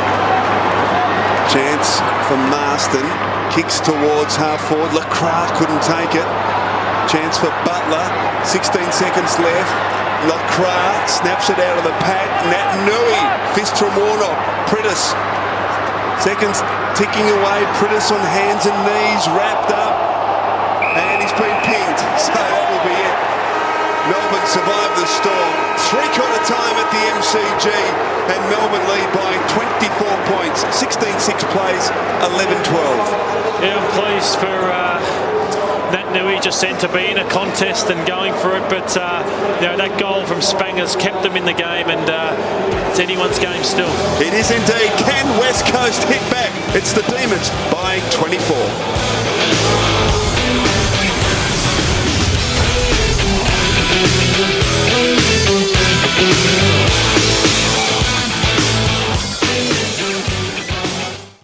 Shot from here. He takes the ball inside 50 and loads up and kicks the goal. Melbourne leads by 24 points at the final change. Great kicking for goal. 16-6 plays, 11 goals, 12.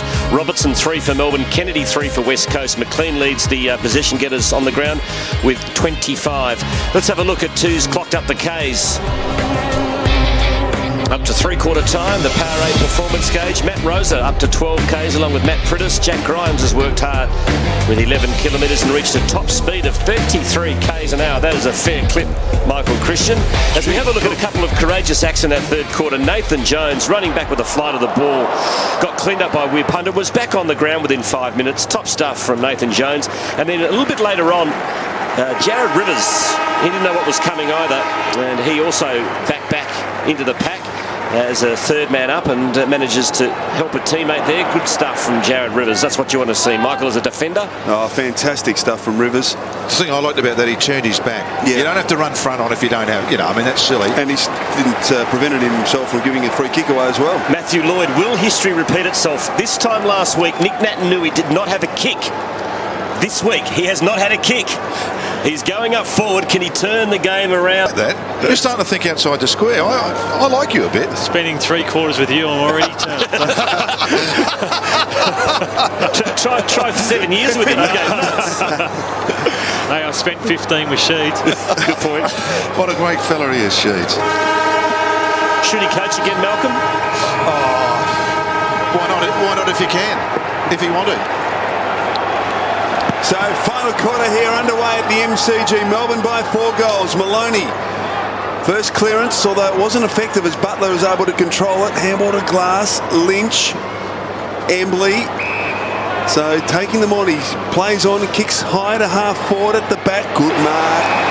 Kennedy over the top of Wheatley. Now we've seen him kick a long way earlier on in the third quarter. That is a poor kick though. Jones read it brilliantly, marking in the back pocket. I think Embley's gone on the ball, so John Merside's made that change. I think it happened in the third quarter, so he's actually just flipped that middle group around. Grimes. West Coast need an early goal just to put some pressure back onto the Demons. And not for the first time, just struggled to work it out of their defensive area as Frawley kicks it to Warnock. Back to Grimes, still well inside defensive 50 is Grimes. 13th mark for Grimes, Michael. Gee. Now Green. Brad Green coming in for his 17th disposal as he kicks to the wing. Bate, good fist away from Spanger. And we'll get a boundary throw in. So West Coast did well to contain Melbourne there. Force a boundary throw in between wing and half forward for the Eagles. I think Malcolm's call earlier of Shannon Hearn, I think he's the man I'd get on ball. He seems around there now. Priddis, all the guys who can penetrate, got to get them around the footy. Jones fit out the handball to Grimes. Gives it in the middle to Sylvia. Now Aaron Davey slices the pass beautifully to Jurrah. That's the best piece of play I've seen for Melbourne all year. because they won a contest and then developed with great skills and width to a leading forward. And running capacity, the want to run.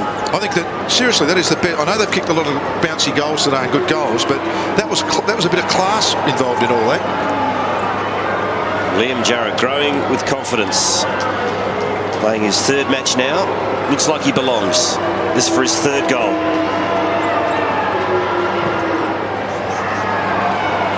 That's that little veer out that I talked about. See how you veered out a bit too much? What you need to know is how far you veer out. That's one of the most important things in kicking for goal. Work with what you've got. How is Buddy Franklin's too far? Or it's whatever suits you? It's what suits you. Hearn plays on, kicks it to the centre of the ground, ball to the back. Chance for Lacroix, who had more time than he thought, but he's able to get the handball off to Emily. He kicks inside, attacking 50. Warnock had very good position right throughout on McKinley and forces it over. So a boundary throw in 40 metres around from the West Coast goal.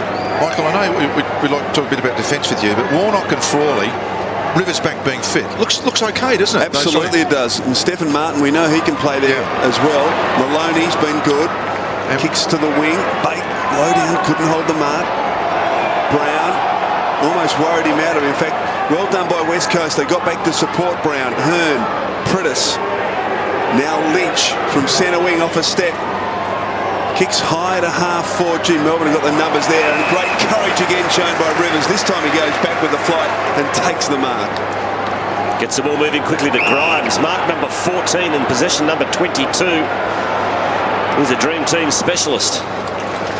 Oops. Green drops the mark. Now Spanger for West Coast. Takes on Green. Not the best of kicks to McKinley, and Grimes again. It's rubbish, that, isn't it? Absolute rubbish. Yeah. That much time and effort. Just hurts the team. Morton. Back to Bruce. Long leads on from Petterd. In between three Eagles and takes the mark. Plays on straight away to Davey. He chips over the top to Sylvia. He can go into... No, I think he can play on here and deliver it in the goal square to Robertson. But Sylvia now should go back and have a set shot. Just sensational from Melbourne. They played on every opportunity. They just gave the handball, not even knowing what was going on downfield.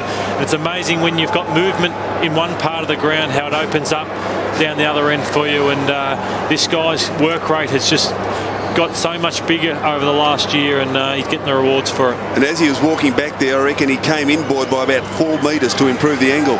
Smart. Yep. Not if you miss it by 4. Didn't help.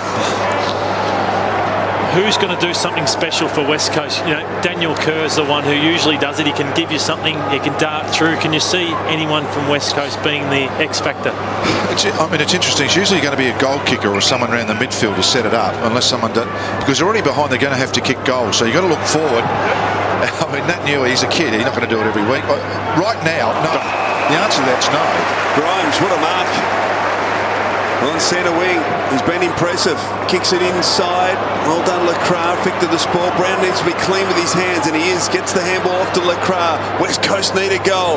Kick is towards half forward, going back almost the mark to Steng line. Melbourne have got the numbers, and Grimes, who was involved on the wing with that great mark, back deep in defence, lending a hand off to Maloney, to Rivers. And Melbourne now can relieve the pressure. Good run by Jones. Needs a good bounce. Didn't get one. Well done, McKinley. Over towards Lacroix. Nat Newey involved. Hasn't had a kick yet. Will he kick it or handball? Oh, he handball. He coughs it up straight to Jones. Now to Bruce. Bate. Almost. Couldn't quite hold on. Well done, Spanger. Kept his feet. The only one in the contest to do so. And is rewarded with the footy. Not a great kick. Put Endley under the pump. Nat Newey, another opportunity here. This time the handball is effective. McKinley. Embley kept going. He's got absolutely nothing to go to, Embley. Got a toe poke on it, but Rivers in the way. Maloney. Jones. Oh, good tackle. Nat Newey on Frawley. Sylvia comes in. Strength. Although good pressure coming there from Butler. Forces the error. Boundary throwing the attacking side of the wing for West Coast. I think they're officially tied, some of of these blokes around this ball right now, Matthew, and just a few little mistakes creeping into it. What about Josh Kennedy to the ruck and Quinton Lynch to full forward, just to give them something up there, because that's where they're falling down. Wheatley dispossessed. McKinley handballs into the corridor, just more in hope than anything else, and we will have a bounce. 30 metres out from the West Coast Eagles goal, who is still in with a chance. They trail by 26. A lot of time left in this final term. Grimes, by the way, 7 touches in the opening 5 minutes of this final term. Maloney. Now Pritters for West Coast. Handballs back to Brown. To Lynch. Kicks just in the nick of time. It's a long high ball. And it's a free kick for a hold. Much to the delight of Demons fans. It's going against Kennedy. And the recipient is Ritters. And the Demons are off and running here. They certainly are. Wheatley from backward of the wing, thumps it to centre half forward. Robertson in front, couldn't control it. Well done. Great strength by Shannon Hearn. Off the glass. Now an opportunity on the rebound for the Eagles. Marston, Kennedy all by himself at half forward. Chips it towards the leader, Lacroix. He's very clever, Mark Lacroix. He's very clever. He's very, very clever. He's kicked 3. Mark Lacroix kicks his 37th goal of the season, so he continues that 3-goal-a-game average pretty much. And it's back to 20 points. Do Melbourne know how to win? That's a good question. And actually, what you need to do is get this next one out in the middle. This next goal is nearly a game on or game over. Rosa handballs over to Brown, who kicks to half forward. Stenglein. Dropped the mark. Lost his feet. Good tackle. And umpire will come in and bounce. Just Quinton Lynch is up to 23 disposals, and I think he's probably the most important player on the ground for them at the moment, just to get the drive forward and his long penetrating kicks inside 50. Jamar the tap to Jones. Handballs out to Wheatley. Back to Jones. Over the top to Frawley. Has time to steady and measure the kick. He goes into the middle.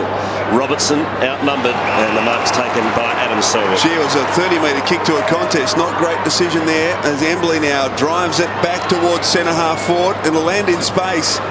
Grimes, kept the arms clear. Too fierce was the handball to Bruce. So it ricochets back into a contested situation, and we'll get a ball up 40 metres from the Eagles' goal. Just talking to a couple of Melbourne people during the week for obvious reasons. They're pretty impressed with Grimes. They reckon he's as hard as anyone. You know, goes hard, works hard, trains hard. 15 marks and 26 disposals, Malcolm. Yeah. Jamar wins this one out. Ebert at the base of the pack. Sylvia are applying the pressure, and again another bounce. So, critical point of the game. We've played 10 minutes. Margin back to 20. And West Coast haven't been that close since deep into the second quarter. Jamar.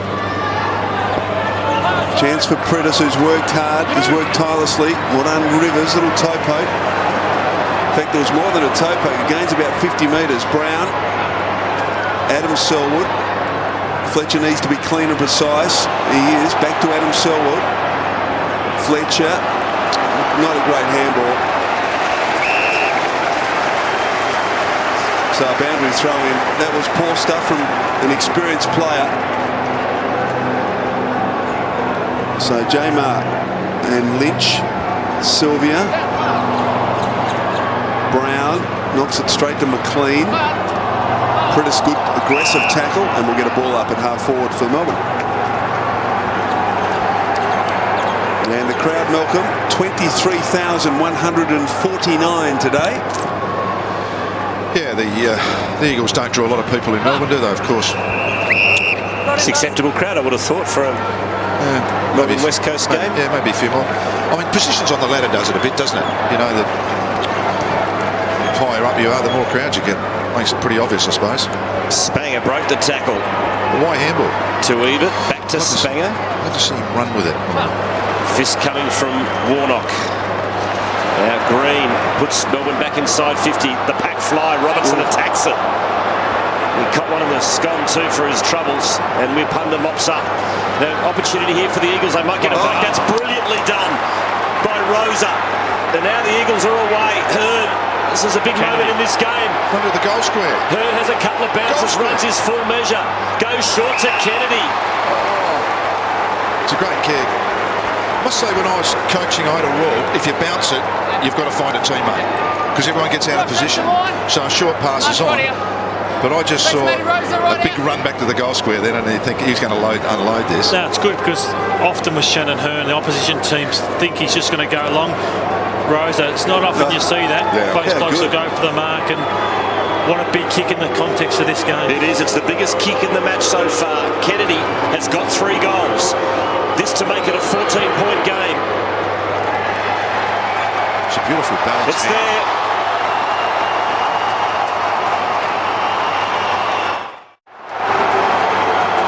Nat Nui in the ruck, and wouldn't Carlton supporters hate seeing that? 4 goals from Josh Kennedy. Had to give something great up to get Chris Judd. Second bag of 4 goals in his career. Nat Nui in the ruck. Martin in the ruck too for Melbourne, Michael. So Nat Nui will feel more confident. He tries to thump it forward, couldn't quite flush it, and will get a secondary bounce. And Shannon Hearn, that last passage of play, running hard for 50 metres, and then had the composure and poise to just steady and find a target in Kennedy. It was a wonderful play from Shannon Hearn. Probably for the last time. That's why I'd love to see him on the ball. Yeah. See what he's got next. Nat Nui follows up, but Davey in the way. Morton, Bruce, back to Davey.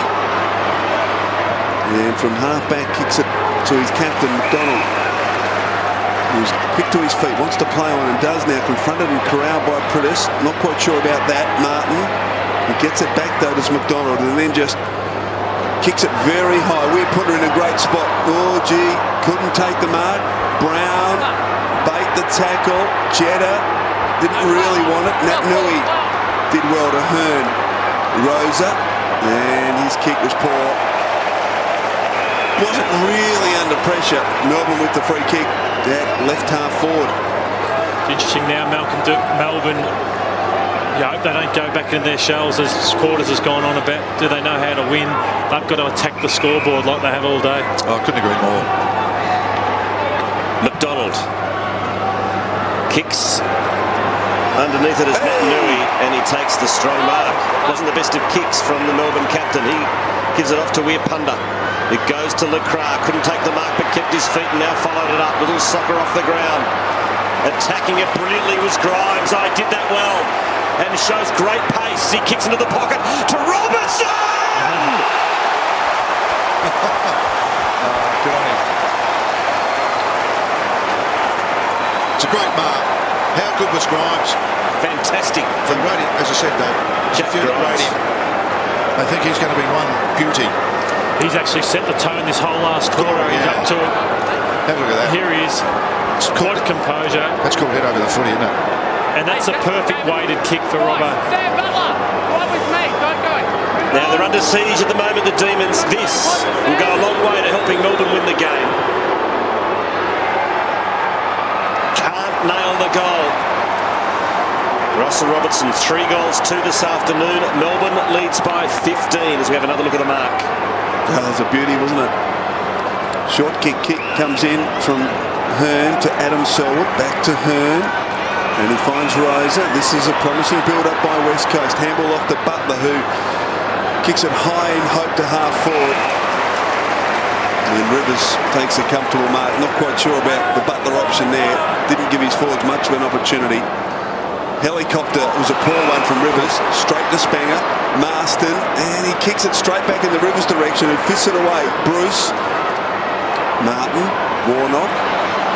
Frawley. They combine pretty well, Melbourne. A few of the D's have stopped running. Malcolm and Matthew. I agree, Quarters. I think, they've probably seized up a bit. They've never been in a big leading position. Well done by Kennedy. Sorry, Matthew. He chopped the kick off. It was intended for Wheatley coming from Rivers. And well done by Kennedy, forcing a boundary throw in between wing and half forward. What Nat Nui going into the ruck has also done is, I reckon West Coast got their most potent forward line of the day in Lecras, Lynch, Kennedy. Maloney tries to crash through, can't. The umpire gives him the benefit of the doubt and will get a bounce. One of the things too, if you're going to tackle a lot, it takes energy. If you tackle too much, Matthew, takes a lot more energy. No. Do you not reckon? No. Disagree. Okay. I reckon Okay. Collingwood, Geelong, they all do both. Do they? Spanger, What third if you man up. have 100 tackles in a game? Don't you get tired? Rosa, Brown, White. Oh, gee, that was a poor option from Brown. Two Melbourne players there waiting for it. One of them, Wheatley, chips it forward. It wasn't a great kick. He had Morton free. Brown followed up his mistake with a good spoil. And now Lacra's got it. Kick towards Lynch. Warnock in close attendance. Lynch fighting for it with Warnock. Stengline, Lacra couldn't quite get full purchase on the ball. Frawley now off to Bennell. And the mark taken by Martin in the defensive goal square. He hands it back to Bennell, who kicks to Rivers. Little short to Sylvia. Oh, wasn't the best option again. Oh, here's an opportunity for West Coasters. Hearn just thumps it to the tip of the goal square. And Martin concedes the rush behind. There's no doubt about it. Melbourne are panicking a bit, Malcolm. They are, Stephen and Matthew particularly. The first half they had 65, which is their world record pace. Tackles, that is. Melbourne have only had 19 in the second half. So perhaps it does mean a little bit. They've dropped off a little bit in the intensity. However, they also might be tired from doing it for the first time. Yeah, maybe a young side does that, but if you're an experienced side, that has been the difference in the game, and West Coast have lifted their intensity. Wheatley kicks to the contest. Davey attacks it. And he's got a free kick, a lucky one too, for a push in the back. And he continues to play on quickly. He chips to Green. That's better from Melbourne. They get it moving quickly. He goes into the pocket looking for Maloney. Couldn't find him. Eagles keep the footy alive. Stengline a bit slow. Just got it off in the nick of time to Hearn, to Priddis. Hearn is all wrapped up. Demons get it back. Jetta handballs to Bruce. Over the top to Robertson. Robertson kicks the goal. That's the one the Demons needed. Still enough time on the clock if they can get the next goal. Melbourne fans full of anticipation. Dean Bailey working the moves in the box. Martin winning in the ruck to McLean, who was very good early. Kicks it wide, and Bailey's marked 45 metres from goal. Don't you just love that efficiency of clearance? Don't worry about handball. Kick it to a teammate. Matthew, they're on a plate, aren't they? They're silver service. And this bloke's in the perfect position for a left footer, and the way he swings them from left to right. And we saw him nail one from here in the second quarter. How come all you left footers stick together? See if I've got the last one wrong. What can I do here? Matthew Bates kicked a couple of goals. He pulls this one to started at the wrong right. post. Welcome to the chair. Margin 21 points. It would have been Melbourne's 8th goal from a stoppage. In contrast, West Coast have kicked just 4. Now, what's the difference what ball you kick in? Fair dinkum. Yeah, I like the red ones. As Eagles work it to the wing. Nat Nui just went up one-handed. They won't do it for you on most occasions, unless you're Malcolm Blight. Now Maloney. Beautiful handball into the corridor to Sylvia, who pumps it long, but not long enough, as Glass will take the mark on the last line of defence and gives it off to Shannon Hearn. Hearn in the back pocket, not too much to go to. Kicks across the ground, that'll be play on. Weirpunda needs to keep the arms clear and does. Back to Hearn, and a good kick this time. And the mark taken by Embley at half-back. Cocky. Adam Selwood. Now good run provided through the corridor by the captain, Glass. This is the difficult bit. Got to try and find a target here. Kennedy got a hand to it. Couldn't take it. If he can get it over the top. Oh, gee. McKinley was on, but they couldn't quite achieve it. And Wheatley comes away and kicks to Grimes, who takes mark number 17. It was the Jamar tackle that did it for Melbourne there. He's been good today, hasn't he? He has. And the Demons are away here. Frawley, he's got a couple of options at half forward. One of them is Sylvia. Good effort there by Butler to spoil and win the football back for his team, and tries to get it to Priddis, who keeps it alive. Oh, look at this. To half forward to Lacra. He's got Fletcher on short. He ignores him and goes long to McKinley. Good effort by Warnock, who's had a very good afternoon for the Demons. Desperate stuff. Ball still alive, though. McKinley might even end up with a goal. A left foot snap is offline. Gee, had some options inside too, McKinley. 3 behinds this afternoon to Ben McKinley. Kick comes in, mark taken by Maloney. Searching kick wide. Petterd has got to beat a couple of Eagles here. Weirpunda and Rosa, they don't really work it out too well, though Rosa emerges. Lynch, scrappy handball. Hearn under the pump here. Petterd's pressure is good, although Hearn, great balance there. Almost stumbled. Butler, Adam Selwood, Marston. Coughs it straight up to Bate. Not quite sure what he was thinking there. Well done, Glass. They've still got numbers behind the ball, West Coast. Handballs to Lynch. And now Weirpunda. Short kick. Rosa, who hit the ground running. We've got a couple of players forward of the play. Embley, Nat Nui. Here we go, Big Nick. He takes them on and then can't bounce the ball. Melbourne fans are enjoying this. Nat Nui gathers again. Somehow is able to get a handball clear in the direction of Stengline, who earns a free kick. Nick Nat Nui still kickless this afternoon. He's had 8 handballs. But let's cut him some slack. It's just his 3rd game of footy. Sure. He's still learning the game, and geez, he can take the game on, but just the art of bouncing, he just messed up on that one. Well, virtually the 3 goals he got last week were dribbles, weren't they? On the end. Has he kicked the ball in the air? We'll find out one day. Bate. The long lead's provided by Petterd, and that's a terrific mark under a lot of pressure from Weirpunda. It's been a good battle. He's been great today, Petterd. I reckon he's just provided another option for him up forward. Sure has. Kicked a couple of goals. Got reported too, remember? Play on. Play on. Play on. Kicks in the Robertson direction, but that's a tired kick from Ricky Petterd.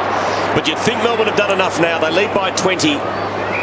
And it's going to be a famous victory for Melbourne in honour of their ill president, Jim Stynes, who I'm sure is watching from his hospital bed this afternoon. Embley inside 50. It's all Melbourne. And the mark taken by Rivers. He's been terrific at doing that today, hasn't he? Going back with courage a number of times. Oh, he's done that his whole career. And Grimes again, working it out of the back line. Jones now gets it from Grimes. Nice kick, Bate. Wide to McLean, who's got a fair bit of space on Pritterson, is able to gather with ease. Back to Jones. Wheels onto the right boot and just thumps it long towards the goal square. Robertson. Oh, Glass this time over the top, takes a specky. Giving Robert a bit of his own back. He did indeed. As we watch it again, that's a spectacular grab from Darren Glass. West Coast, though, finding it hard to clear the area. McLean applying some good pressure. I reckon he's going here. Yeah, not a genuine attempt, said the umpire, so West Coast free kick at half back. I reckon both teams want the siren to go. They've got their wish. A famous victory for the Melbourne Football Club.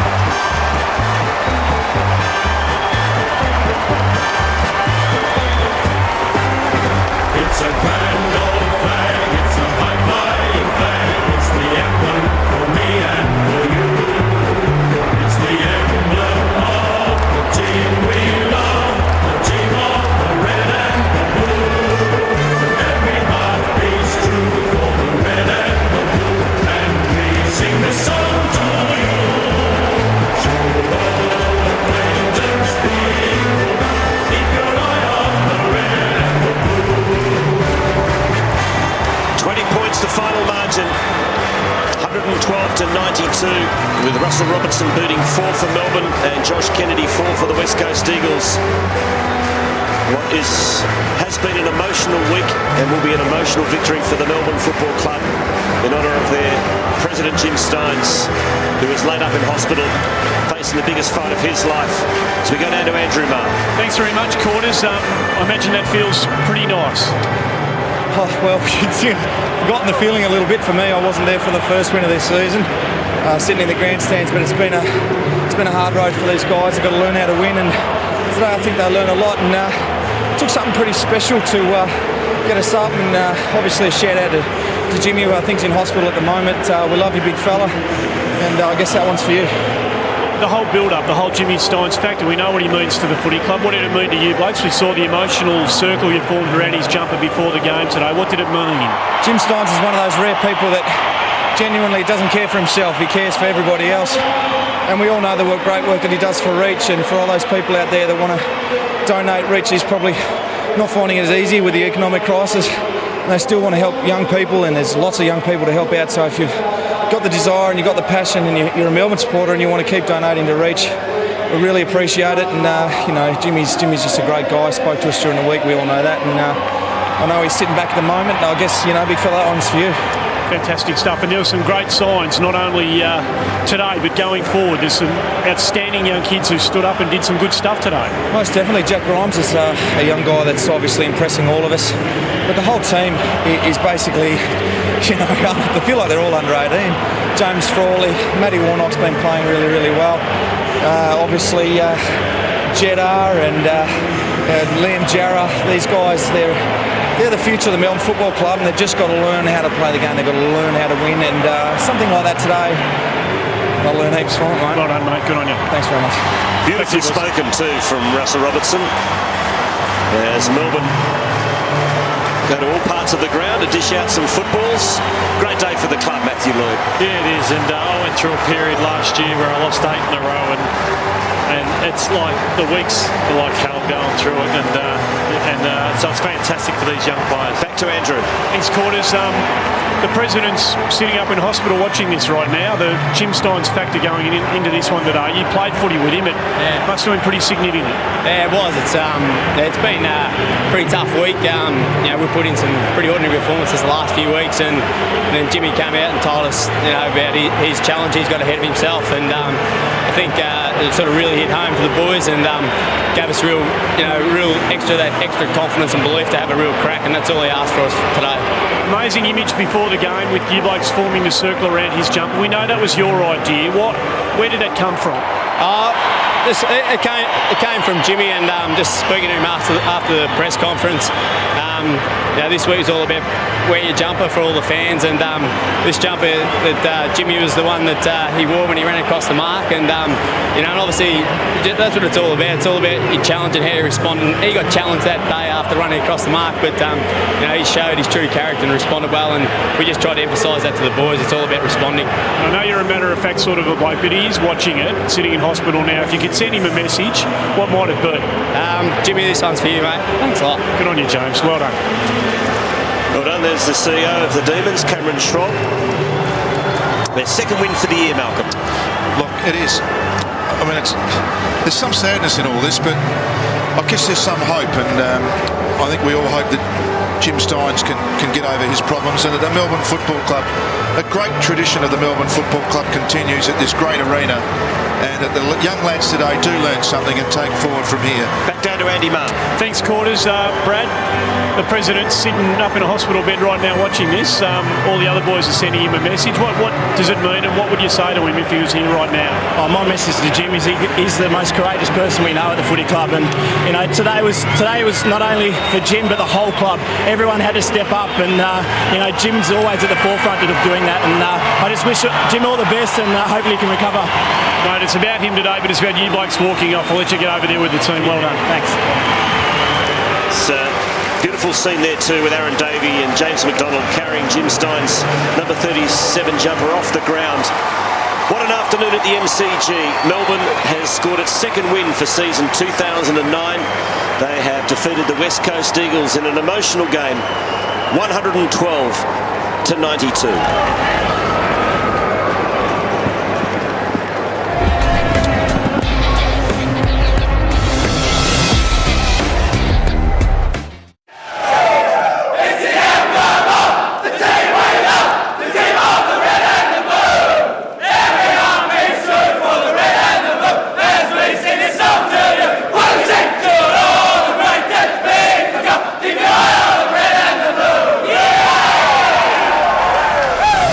10 out of 10 for that song, Malcolm. They sung it with gusto, and why not? Melbourne's second win of season 2009, leading pretty much from go to woe, 17-10, 112 to West Coast, 13-14, 92, the final margin 20. Robertson 4 goals was the major goal scorer for the Demons.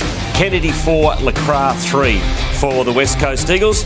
Let's have a look at some of the GPS stats this afternoon. A few players wide up. The Powerade performance gauge. Matt Priddis finished up with almost 16 kilometres. It's a fair way to run, isn't it? And Rosa on a wing did that. And Grimes was sensational. Yeah, well, there you go. See, I mean, he's got some natural, I guess, tank, as we call it. Marston still covered some ground as well. And the youngsters, Morton and Burnell, not quite as much.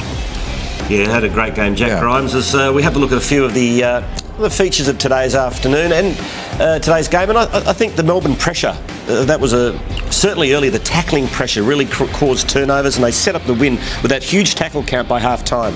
Look, they did. As I said, I think sometimes you can go overboard on tackling, but it didn't look overboard. I mean, had that discussions with Matthew Lloyd, but they were up and about early, and obviously some factors, and there's one that got away, I guess, from the Eagles there, but they looked good, they chased hard, they actually meant some business today. Their skill still let them down at times, but you can't ignore this, can you? When you see this sort of effort, they'll turn everything around. Let's go down to the Melbourne Rooms, and their coach Dean Bailey joins us. Dean, congratulations. What was your message to the players before the game and what's been an emotional week?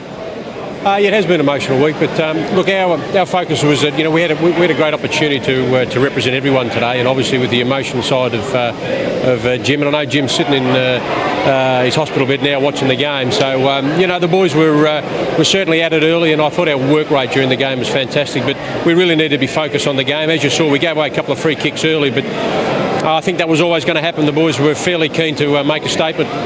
Team, well done. Spoke to a couple of Melbourne people this week for obvious reasons, and a lot of them like Jack Grimes. I know he's played a blitzer in the second half today, but he goes about it pretty well, doesn't he? Yeah, no, Jack was an interesting case. We gave him a game at round 22 last year where he probably wasn't quite ready for it, but he's a mentally tough kid, and he's just been progressing week to week. And today's game, we expected everyone to step up, and I think Jack Grimes stepped up very well today. Now, Russell Robertson been out of the side this year. I thought today, just playing him up the ground, got him into the game a bit earlier. Was that a plan, or did it just happen?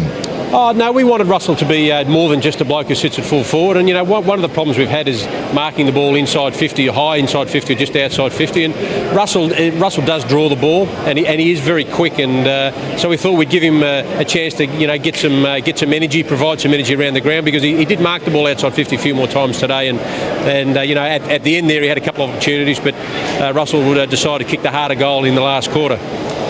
You've played some good opposition the last month, Dean. Your performance hasn't been up to scratch. I think you'd agree with that. But what does this win mean? Does it take a fair bit of pressure off? Oh, no, I think the pressure's always going to be there.